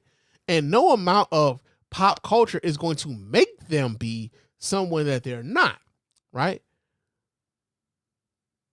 And it's weird when you talk to heterosexual folk about it, because they are adamant that there's nothing that can turn them gay, right? I was straight from the time I was born. Okay, cool. Then why is it impossible to you to fathom the idea that someone could be not straight from the time that they were born? Why is that so impossible for you to believe, right? I think that more people being free or free to identify themselves now actually allows for them to live a more healthier life, because they're not pretending any motherfucking more. Right? I remember there would be people where, hey, I got to get married to this dude, even though I don't love this guy. I'm not even attracted to men, but I got to get married to him because I need to keep up appearances for my family. Same thing with the guys. I'm not even attracted to women. I had babies with this woman. I married this woman. I had no feelings for this woman, but I had to do all of this stuff to hide who I truly was. And then, like, in the 90s or like the early 2000s shit, we sensationalized that shit with the down low stuff. Like, oh man, you got to be watching out for these down low men, girl, and all this. The reason why they were down low is because they couldn't actually, we were living in a time where they couldn't actually just be free as to who the fuck they were. And to a large degree, we still have a lot of bigotry surrounding the LGBTQ community, right? And so much of it has to do with like people who are just not necessarily comfortable with the idea that the science kept evolving, despite the fact that they were comfortable with how things used to be. The science didn't stop, just your understanding of it did. So, yeah, man, like the fact that there are 30% of Gen Z women identifying as LGBTQ, I'm not surprised by that. You know what I'm saying? Because it's just a reflection of how much as a society we have become more open to the idea, like, yo, man, like that's just who they are. And it's okay. It's okay for like to allow people to live the life in which they choose to live. It doesn't affect you in any way, in any real way whatsoever. And as a parent of, say, for instance, if you have a parent, or if you are a parent of an LGBTQ child, I also come from a time where like people were like disowning their children. You say you love your children unconditionally, but if they came home with another, like the person of the same sex, then suddenly they not allowed in the house. Now your kids are like, now you got like people really living in dire situations where they don't have the support system that they should have from their family, because their family is so worried about what this means for not only like what this means for them, what it look like to the community, what that look like. I got a gay son. Especially like hyper masculine dudes, you know what I'm saying? Like, man, I can't be going around here telling these niggas, man, I got a gay son. Man, what the fuck they gonna think of me? If they think anything less of you, then fuck them, is the answer that you should be having in your head. But, yeah, man, I thought that was interesting. That like, yo, 30%, and I know that it's gonna be one of those things where, the people who are already against those who are living in LGBTQ life, who are living the life that like they not only chose to live, but also because they're living a life as to who they really are. There's going to be people who have issues with it, and there are going to be people who look at that particular number and say, they're like, yep, it's because of the music, it's because of the movies, it's because y'all letting them do it. It's like, hey, nigga, like who am I to just let somebody live the life that they are to live? It ain't none of my motherfucking business, and it ain't none of yours. Mind your business. Mind your business. So you got that going on. Speaking of the LGBTQ community, though, Riley Gaines, she was a former swimmer from the University of Kentucky, and she is suing the NCAA because, well, I'm thinking that it has something to do with the fact that she tied for 5th in the national championships with Leah Thompson, who just happens to be a transgender, a trans woman who swam for the University of Pennsylvania. Yeah, man. So we get this story here. Let me see. Where did I get this from?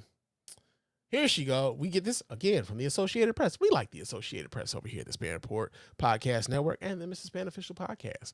But so former Kentucky swimmer Riley Gaines was among more than a dozen college athletes who filed a lawsuit against the NCAA on Thursday, accusing it of violating their Title IX rights by allowing Leah Thomas to compete in the national championships in 2022. So this was fucking 2 fucking years ago, man. I'll be a monkey's bare-assed uncle. And she's still on this shit. It says the lawsuit filed in the U.S. District Court in Atlanta details the shock that Gaines and other swimmers felt when they learned that they would have to share a locker room with Thomas at the championships in Atlanta. It documents a number of races they swam in with Thomas, including the 200-yard final in which Thomas and Gaines tied for 5th, but Thomas, not Gaines, was handed the 5th-place trophy. And she's been salty ever since. Another plaintiff, Taylor Matthew of Florida, finished 9th in the preliminary heats of a 500 free, which left her 1 spot from swimming in the final that Thomas would go on to win. Thomas was the first openly transgender athlete to win a Division I title in any sport, finishing in front of 3 Olympic medalists for the championship. By not making the final, Matthew was denied first-team All-American honors in that event. Other plaintiffs include athletes from volleyball and track. The lawsuit said the plaintiffs bring this case to secure future generations of women the promise of Title IX, that is being denied them and other college women by the NCAA. The NCAA declined to comment on the lawsuit.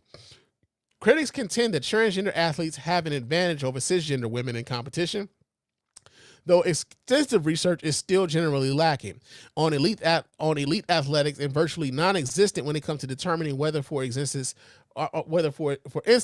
a sophomore transgender girl has a clear advantage over her cisgender opponents or teammates. In 2022, the NCAA followed the lead of the U.S. Olympic and Paralympic Committee and revised its policies on transgender athlete participation to attempt to align with national sports governing bodies.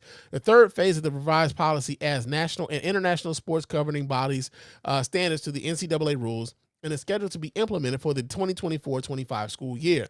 The lawsuit also lists the University of Georgia system as a defendant because one of its schools, Georgia Tech, hosted the 2022 championships. The suit seeks to halt the NCAA from employing its transgender eligibility policies, which adversely impact female athletes in violation of Title IX at upcoming events being held in Georgia. So, one of the things, and I think I talked about this particular topic at length on the Spann Report before, where we talked about the idea that trans athletes, especially trans women, because this seems to be the only particular particular part of the trans athlete that people seem to care about, right? And there's this idea that trans women are taking away opportunities and scholarships and accolades from cisgender women when they compete on the same level, right? And there's this idea that I think a lot of people have, and we've already talked about how small the LGBTQ community is as a whole, 7.6% of the entire fucking population. And then if you take that and then you extrapolate that from like how many of those people actually identify as a transgender person, that number becomes even more minuscule. And then you like take that and then you say, well, how many of these transgender people who are actually trying to compete athletically on the collegiate level, and then the number becomes even more minuscule, right? And I say all that to say that when people are talking about this, the idea of a trans person competing in a competition with cisgender women, that they inherently have an advantage against these women, right? Now, as I read this story, we talked about Leah Thomas coming in fifth. She didn't dominate anything. She came in fifth. As a matter of fact, Leah Thomas and Riley Gaines tied for fifth. So if Leah Thomas had an advantage on anybody, could it just be that like it was the people who were just a little bit slower? Because there was at least four women who beat Leah Thomas. There were at least four women who were ahead of Leah Thomas and Riley Gaines. Those women are not a part of this motherfucking lawsuit, right? Those women are not a part of this lawsuit. They actually went out there, they competed, and they won.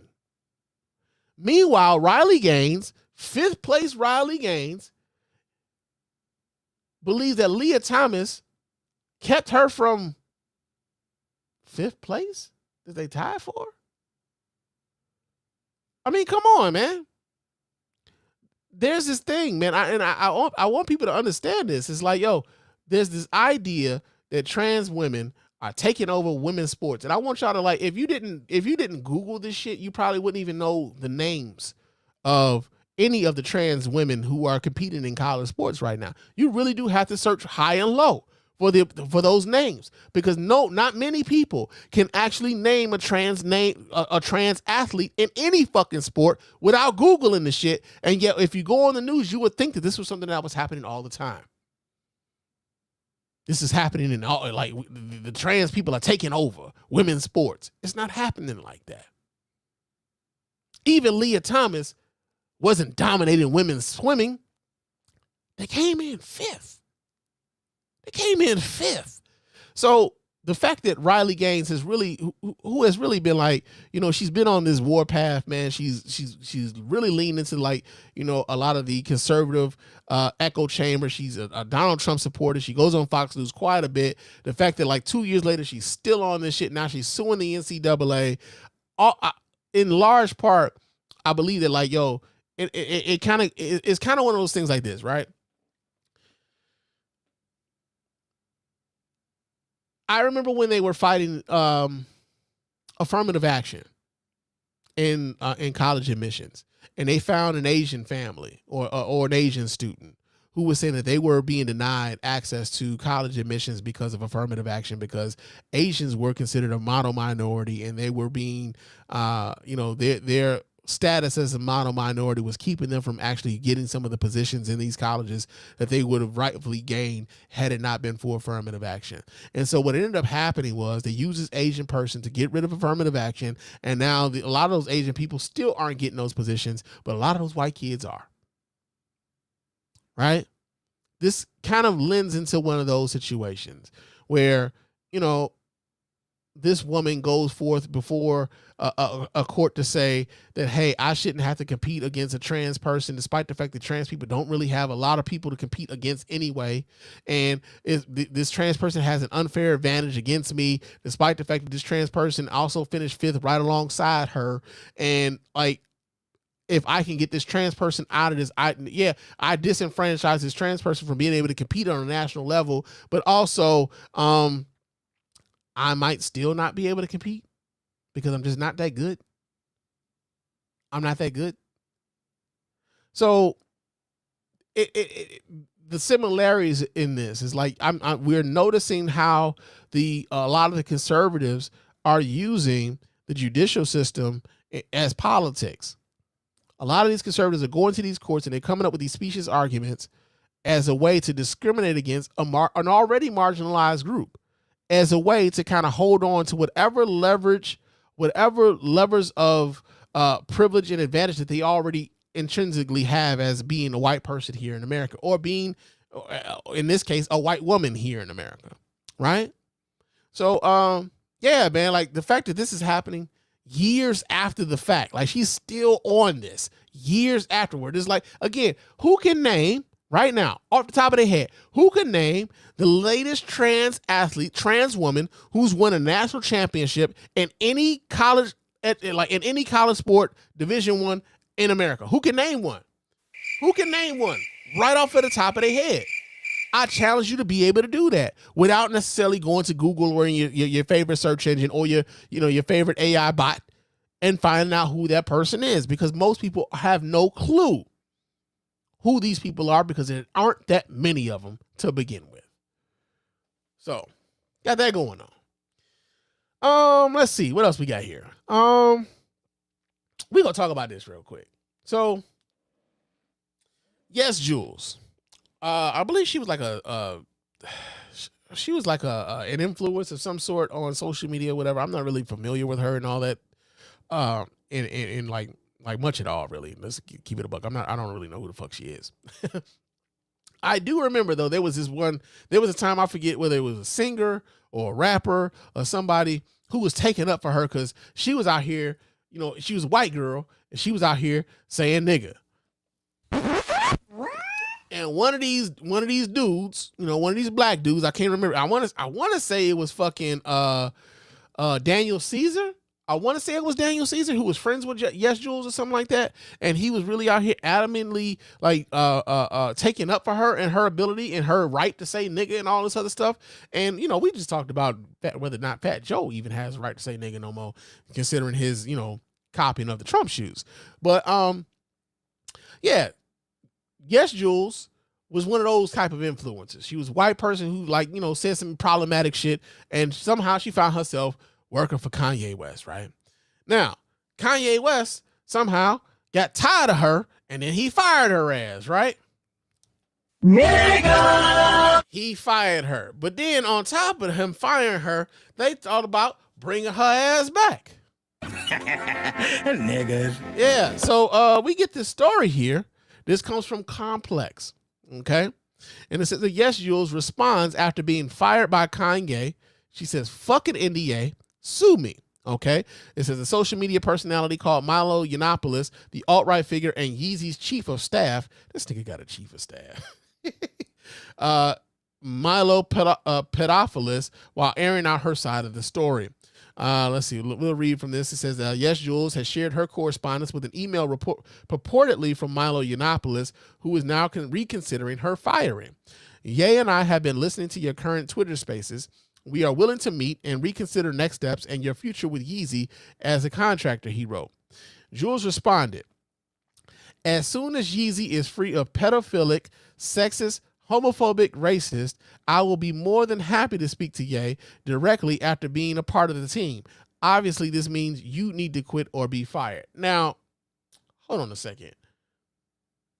He'd have to rid himself of pedophilic, sexist, homophobic, racist. Does she not know that she was working with Kanye West? Has she not paid attention to any of the bullshit that Kanye West has been out here spewing over the last few years? Does she not realize how ridiculous that sounds, considering who she's talking about, maybe considering going back to work for? All right. Let's see. It says, here's a screenshot of it. It says, call me, Ye, always here for you. Juliana, Ye and I have been listening to your current Twitter spaces. We are willing to meet and reconsider next steps in your future with Yeezy as a contractor. Please call me immediately. You are not to associate with the Twitter fan accounts until further notice. All further communication should go through the good ass subreddit. Okay, so that was just a screenshot of the emails. Let's see. It says on Tuesday, Yes Jules was publicly let go by Ye and his team. We have decided to no longer have Yes Jules involved in the rollout of Vultures. Read Kanye's since deleted Instagram post. All the activity on her page and with our fans in the past few days have been unauthorized. The social media personality's talent manager, who was present at events promoting West's Vultures album with Ty Dolla $ign and has molded merch on her Instagram, responded on X a day later, complimenting Ye's musical mission in the process. Ye is up against the system. Yes Jules began in an epic string of tweets, having the discussion with fans in an open forum setting, an unconventional, but in an open forum setting was unconventional, but it allowed for inclusivity and open visibility for an entire fan base to opt in, give feedback, be heard, connect with one another to combine efforts, which is what I feel is needed for Ye to stay on top of these next two runs. I was also given specific direction to rally the fans, let them each lead their own chapters, activate within their locations. This is my way of doing things, so I'm not an unconventional woman. And this is why I worked at the company I worked for in the first place. The 34-year-old went on to address many other things, Milo Yiannopoulos, the alt-right figure, and Ye chief of staff, whom she called Milo Pedophilus. Okay, and it's okay. I'm gonna be real with y'all. I don't care no more. I don't care no more. Seems like a lot going on with a bunch of people who I really don't consider serious motherfuckers, right? If you are considering the fact that like, Ye's chief of staff is pedophile, is racist and homophobic and all these other things, and like, but also being able to totally ignore all of the problematic shit that Kanye West himself has said and all the problematic shit that Ye has caused for himself as a reason why he finds himself in the predicament that he does, then I don't think any of us should care that you lost your fucking job, and also whether or not you get said job back. Fuck all y'all, to be quite honest with you. That's how I feel about it. Fuck all y'all. All of y'all kick rocks with no shoes on. Real talk. So yeah, we got that going on. Let's see. What else we got?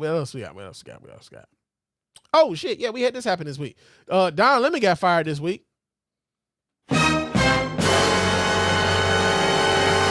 And I know what y'all are thinking. Didn't Don Lemon get fired already this year? And yes, he did. Well, that'll be a monkey's bare-assed uncle. Yeah, man. Yes, he did. So we get this story here. Well, we got a couple different sources for this story, but we get this story here. This comes from, we're gonna get this from the Hollywood Reporter. We're gonna read from the Hollywood Reporter. It says the former CNN host interviewed the tech mogul last week with the chat set to be launched. Set to be the launch episode of his new Don Lemon show. Don Lemon won't be bringing a show to Elon Musk's X platform after all. Lemon on Wednesday said that Musk has canceled the partnership I had with X. He informed me of the decision hours after an interview I conducted with him on Friday. The interview with Musk is slated to be the debut episode of the Don Lemon Show, which was supposed to debut on X, formerly known as Twitter, and YouTube. Lemon says that the interview will run as planned on YouTube and that future episodes will be released there. Lemon said that there was no restrictions in the interview and that we had a good conversation. Clearly, he felt differently. Replying to a comment on X, Musk said that they canceled the show because his approach was basically just CNN but on social media, which doesn't work, as evidenced by the fact that CNN is dying. And instead of it being the real Don Lemon, it was really just Jeff Zucker talking through Don, so it lacked authenticity. X is a platform that champions free speech, and we're proud to provide an open environment for diverse voices and perspective. Also, X also said in a statement that the Don Lemon Show is welcome to publish its content on X without censorship, as we believe in providing a platform for creators to scale their work and connect with new communities. However, like any enterprise, we reserve the right to make decisions about our business partnerships, and after careful consideration, X decided not to enter into commercial partnership with the show. Now, there was a portion of the show. Don Lemon has been on like a bit of a promotional tour, so to speak. And I kind of wondered to some degree whether or not this was like staged, right? Whether or not this was always going to be what it was going to be. Because like I said, Don Lemon he's been on CNN. He got fired from CNN. They brought it back to talk about this shit. He's been on The View. I believe he went on News Nation with his old homeboy Chris Cuomo and shit to talk about this. But yeah, they've been talking about this, his interview and whether or not he got fired because of the interview. And so yeah, we're gonna play a portion of this. Let me see if I can get this timed here right. We're gonna play a portion of this interview and see why exactly Elon Musk wasn't really fucking with Don Lemon. So let me pull this up so you guys can watch right along with me. Let me do this here. And this here, and that, and boom. Let's see what he talking. Let's see what Elon Musk and Don Lemon was talking about. I believe that women and minority pilots are inherently less intelligent and less skilled than white male pilots. No, I'm just saying that we should not lower the standards for them. But there's no evidence that standards are being lowered when it comes to the airline industry. You've repeatedly said that there's no evidence that standards are being lowered. And watch the replies showing all the evidence that it is. Replies, though, on social media or on Twitter are not necessarily fact and evidence. No, that's people's opinion. They will cite all the replies. In the replies to this, you will see how often the information is cited showing that indeed there are significant cases where standards are lowered. Oh. So he just believes conspiracy theory. Explain to them what DEI stands for. Not everybody knows. Diversity, equity, and inclusion. Basically, it's making sure that that the workforce reflects the population of the country. For women, minorities, for all people. Right. All right. So you saw that, right? So check this out, right? What we just saw, though, when it comes to Elon Musk, is just how much Elon Musk is ensconced in a Twitter bubble. Right. And this is one of those things that kind of happens when you are chronically online, when your worldview is totally in constant, like just some of the things, just what your timeline shows you. And it's also one of those things where, like, especially here in 2024, where, like, if you haven't been paying attention, there have been concerted efforts by foreign entities to ferment divisions within the United States. Right? We know this. We've seen this. We saw what happened with Cambridge Analytica. We saw how that information was used to target voters and send them specific messages. We've seen how that manifested itself in how people believe that the 2020 election was stolen from Donald Trump. And I could talk to you at great length about how he primed them motherfuckers up for months to believe that the election was stolen before anybody had even cast a ballot. He was telling people, if I lose, it was stolen. Right? Not that it was legitimate that he fucking lost. No, he was telling people before the ballots had even been counted, if I lose, they robbed us. Right? And there was a whole bunch of different mechanisms that to use in order to convince people of that. And social media was a driving force behind that. So to hear someone as rich as fucking Elon Musk, and I want this to be clear right now, because and let me pull this down. I want this to be absolutely motherfucking understood. There's this idea that the reason why people are rich is because they are exponentially fucking smarter than every motherfucking body else. And oftentimes that is not the case. You got a lot of very brilliant people who do not have the resources in front of them to be able to express their brilliance, right? Meanwhile, you got people like Elon Musk who believes that Twitter replies are the mechanism by which you determine whether or not DEI is good or bad for the country, because in his Twitter replies, he's seeing people say the standards are being lowered for black people, for women, for people of the LGBTQ community to be in these positions. And he believes it. Here's a billionaire motherfucker who is in control of Tesla, who is in control of having people send rockets to space, who is in control of having satellites with even the Ukrainian government is using that Starlink shit in order for them to communicate their militarily. This dude is in charge of that. And yet this guy is in charge of that. And yet he's susceptible because of his chronic being online, of his chronicness of being online, his addiction to Twitter has him believing that, like, yo, DEI is the bane of our existence because we're lowering the standards for pilots. There was an airline, a Boeing plane, where one of the doors flew off of a Boeing plane, and it was a woman pilot who was flying that jet. She safely landed that plane, safely landed it. If that did not speak to her motherfucking expertise and her goddamn ability to safely land that fucking plane, then what the hell else could it be? That despite the fact that there was an emergency, this woman under pressure landed that plane and got everybody on the ground safely. And yet your argument is that diversity, equity, and inclusion is lowering standards for people to be airline pilots. The diversity, equity, and inclusion is the reason why we talked about this last week. That plane slid off of the runway down in Texas. Nobody got hurt.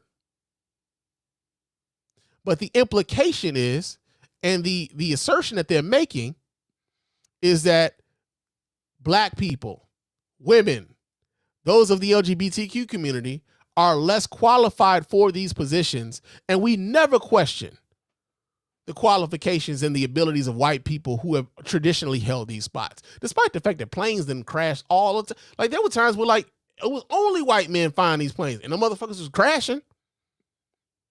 Did we question their ability to fucking be, pilots and shit then? No, we didn't. It was just an unquestioned thing.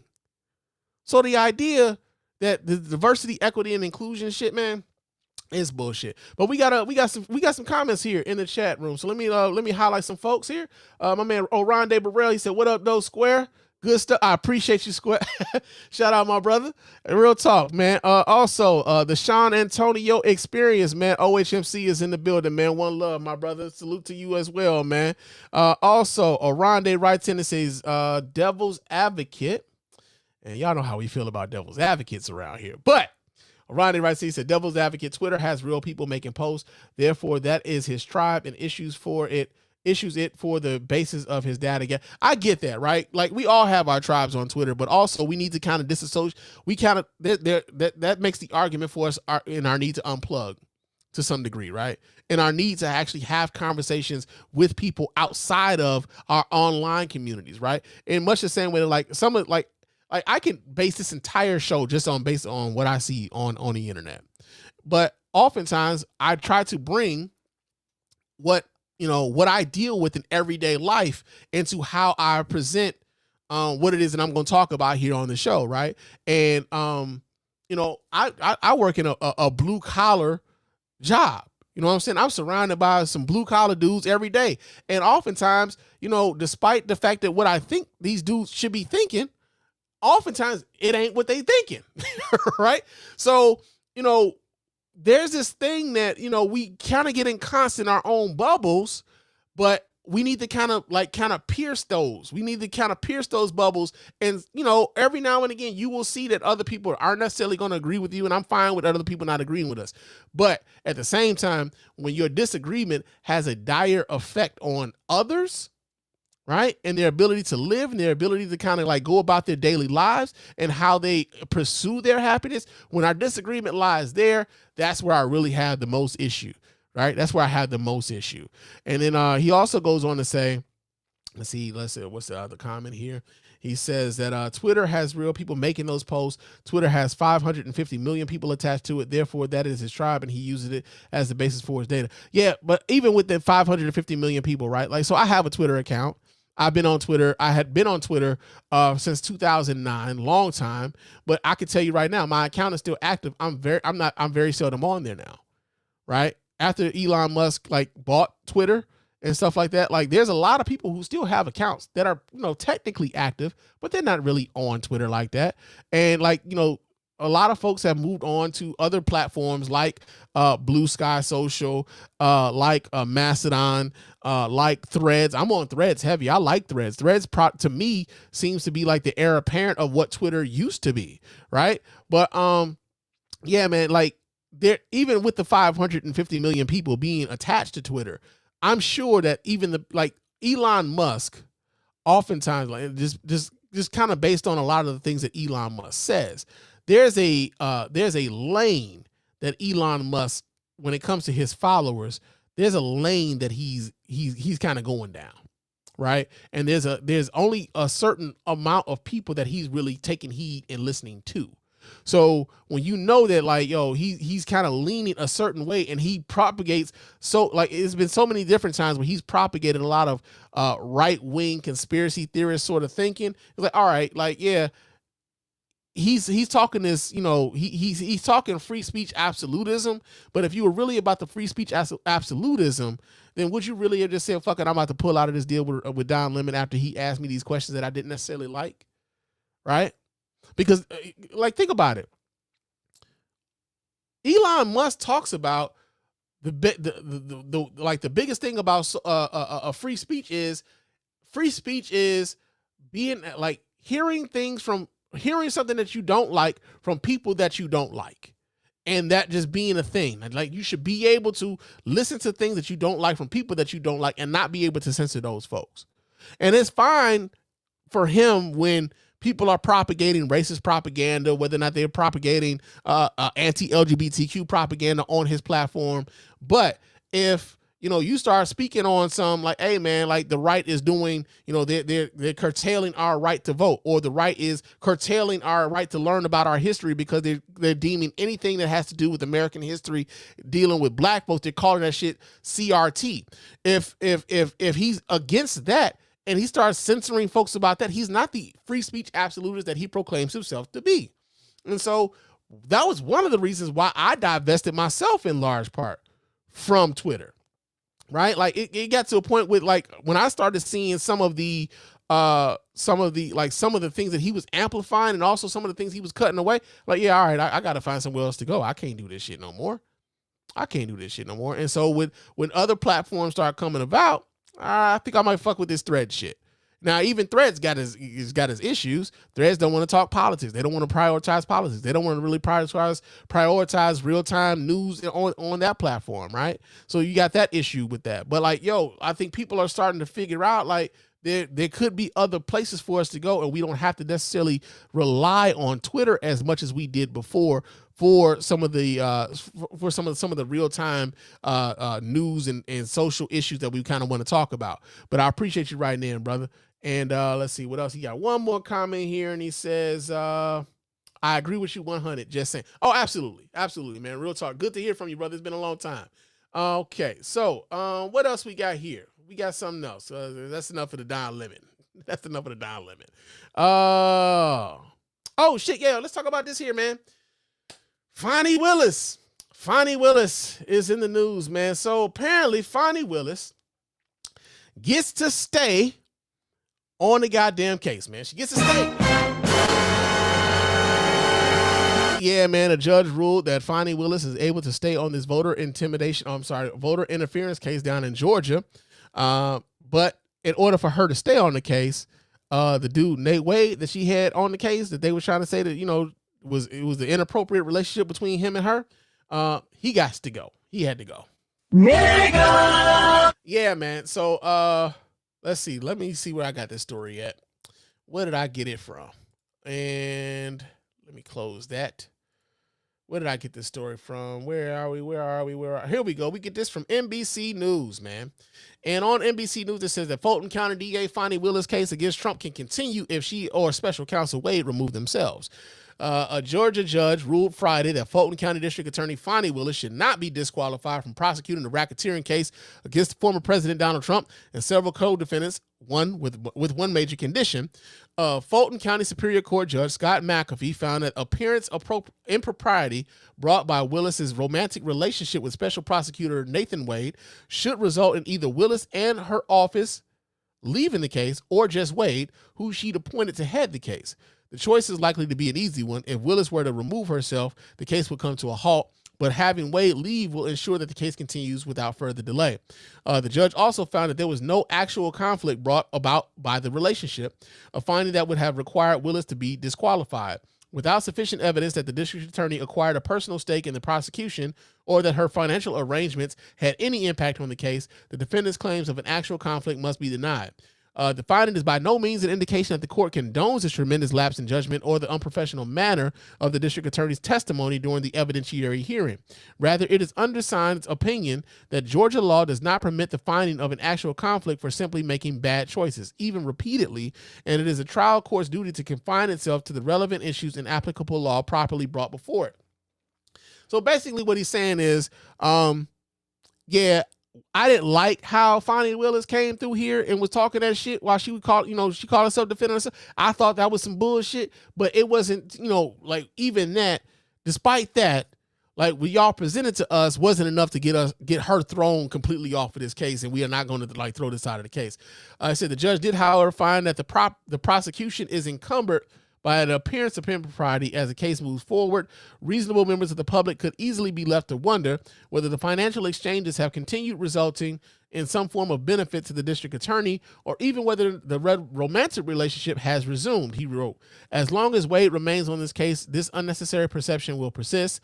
The decision is a partial victory for Willis and leaves open the possibility that the case could be tried before the 2024 presidential election, which I think is the most important. Had Willis been disqualified outright, the case would have had to go to a different prosecutor who would be tasked with catching up on the case that Willis spent over 2 years building. So, here's what I got to say about this shit, man. I know we got, we got some kicks and giggles, shits and giggles from seeing her go up there with the attitude, man, with the indignation that she had when she went on the stand to defend herself.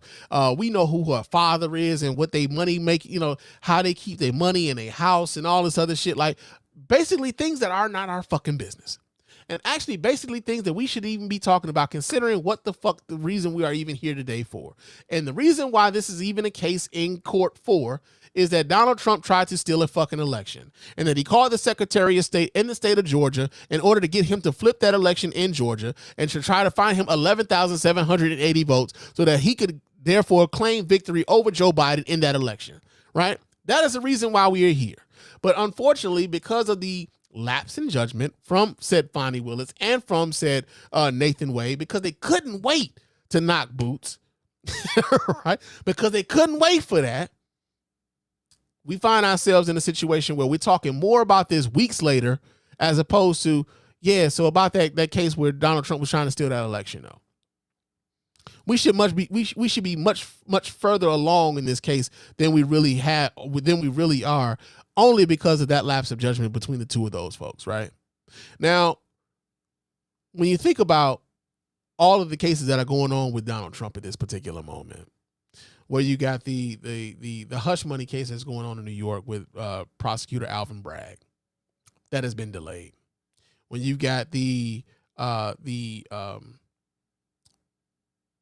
confidential documents case from Florida, where he's been able to like kind of delay that case as well with the judge there. I believe her name is Eileen Cannon.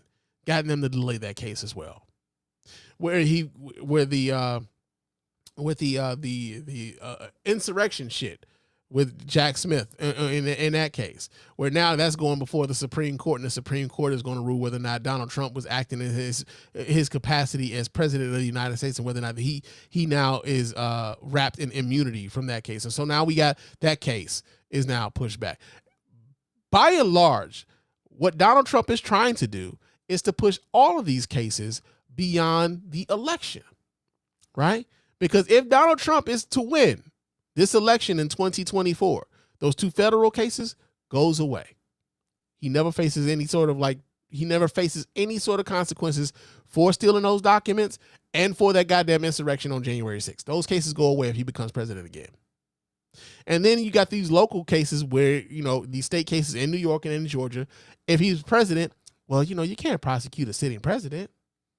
So now we got to wait for him not to become president. Now, this is also a president or a dude who's pining to be president for life at this point, because the only way that he can avoid having any consequences meted out to him is to seek the refuge of immunity that comes with being president of the United States.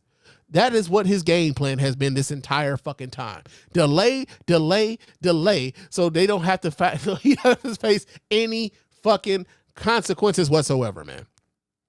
Real talk. So I just want people to understand what the consequences of this is. I keep telling people, man, like, we are whistling past the graveyard on a lot of this stuff. I know a lot of people got a lot of things going on in their life. You know what I'm saying? Like, you trying to figure out how you gonna pay your bills, man.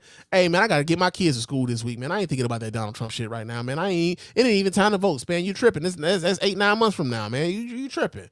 But I want you to, at least when you listening to me, that you kind of know what's at stake when you do go into that ballot, bro. When you do go into that ballot box, when you do get your absentee ballot and you decide that you're going to sit in front of on your dining room table and you're going to Google these motherfuckers before you really decide whether or not they deserve your vote or not. So, yeah, man, got that going on. We got one last story here. And let's see. Bernie Sanders, man. So Bernie Sanders been out here, doing his thing. He trying to, advocate for the folks, man. He trying to advocate for the peoples. And Bernie Sanders wants you to be able to have a 4-day motherfucking work week, man. And I ain't mad at him.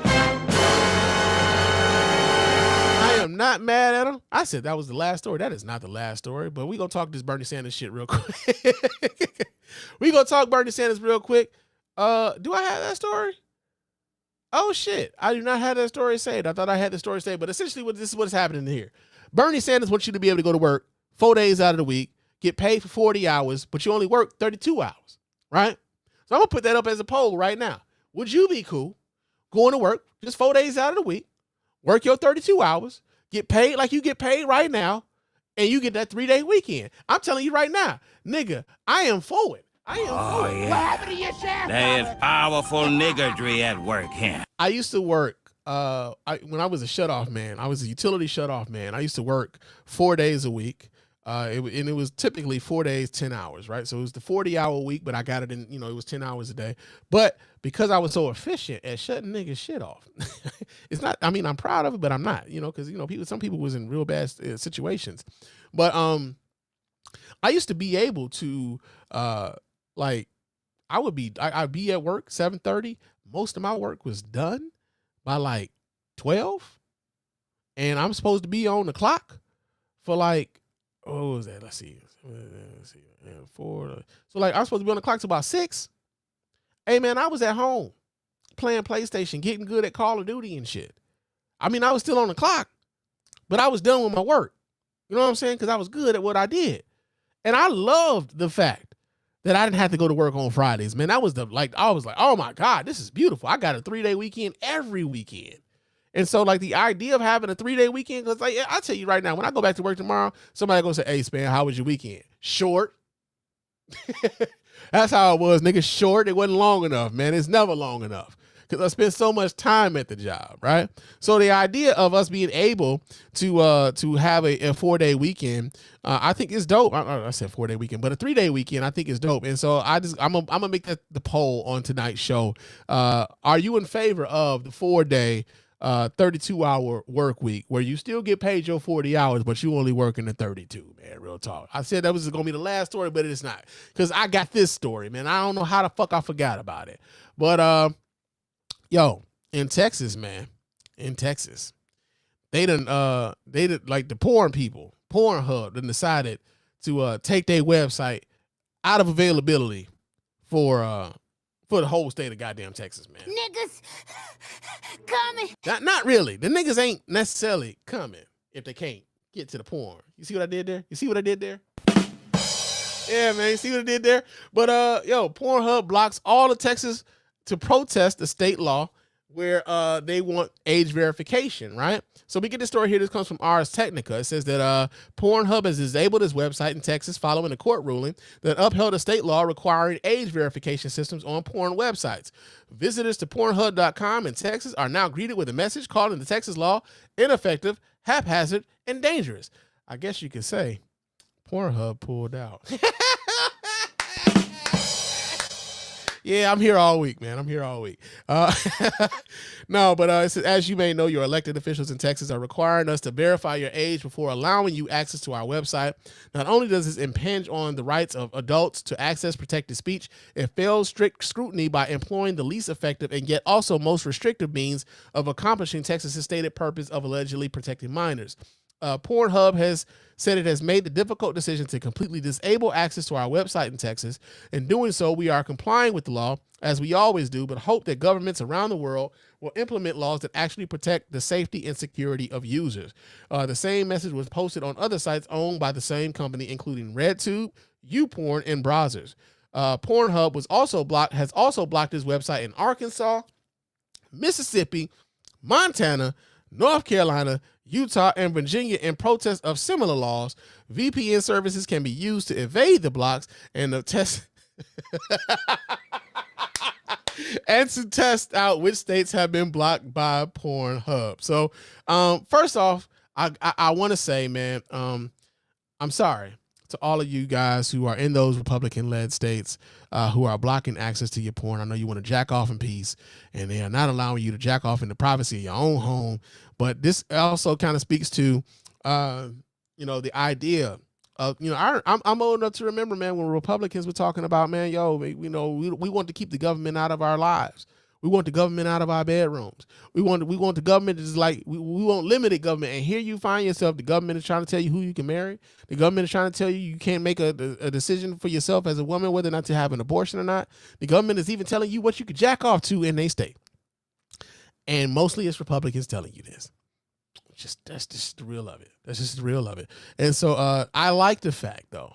I do like the fact that in this article, they're like, well, you could use a VPN and get around this bullshit. And so I would assume that the sales of VPNs across Texas, Mississippi, Montana, North Carolina, Utah, and Virginia are about to go up. The cost of the VPN about to go up, baby, because they ain't not about to stop these motherfuckers from jerking off, man. Real talk. It's not about to happen. Every man has a right to motherfucking jerk off and peace at his own house, man. And the government, not from my cold, hard hand. I mean, shit. Yeah, man. But that's what it is. That's what it is, man. Hopefully they come to a resolution. They come to a resolution. God damn it, man. Damn, Spann. All right. That's our last story, man. That was our last story. But it's time for me to get on up out of here, man. I've been running my mouth for quite a bit. Well, how long we been on here, man? 2 hours and 11 minutes. God damn. All right. But of course, before we get out of here, I do have to remind you guys how to get in touch with us over here at the Mrs. Spann Official Podcast. Let your voice be heard. Go ahead and hit up that hotline at area code 313-288-0485. That's area code 313-288-0485. Leave those voicemail messages. Of course, those messages will get played here live on the show and responded to in kind. You can also leave us those emails. Those emails will get read here and replied to here live on the show as well. The email address is feedback@thespannreport.com. That's feedback@thespannreport.com. Go ahead, leave us those emails. Those emails will get read here, replied to live as well, like I said. Also, follow me on Threads and Instagram. My name on both of those platforms is Mr._Spann. So go ahead, follow me there. Chop it up with your man Spann throughout the week. Leave us a 5-star review on iTunes and or Spotify, man. Those 5-star reviews are the ones who get read out live here on the show. We really appreciate everybody who goes about the business of doing that. Doesn't cost you a dime, man. Just a couple minutes of your time to let everybody know why you're rocking with us over here at the Mrs. Spann Official Podcast and the Spann Report Podcast Network in its entirety. Also, if you listen to us on Spotify, man, vote in those polls. Leave us comments, man. We read those here on the show as well. On YouTube, leave us a thumbs up on YouTube. And if you got comments on here, leave us a comment on our videos on YouTube, man. We really appreciate everybody who does that. And we like the feedback because, again, this doesn't have to be a monologue. And also, the people who don't fuck with you will let you know. Trust me, I know, right? The people who don't fuck with you will let you know. So it's always good to hear from people who do enjoy what it is we do here, right? Also, go to our website, www.thespannreport.com. You can go there, cop some merch, man. Get yourself a nice little fly t-shirt like I got on here right now. Get yourself a coffee mug or a hoodie or whatever, man. We got some nice stuff over there. Also, man, you could donate to the show. Right? You can donate to the show as often as you like, as much as you like. And of course, we really do appreciate every dime over here at the Mrs. Spann Official Podcast and the Spann Report Podcast Network in its entirety, man. Real talk. But I am about to get on up out of here. It has been good talking to y'all. I will talk to you guys again soon. But until next time, fam, peace.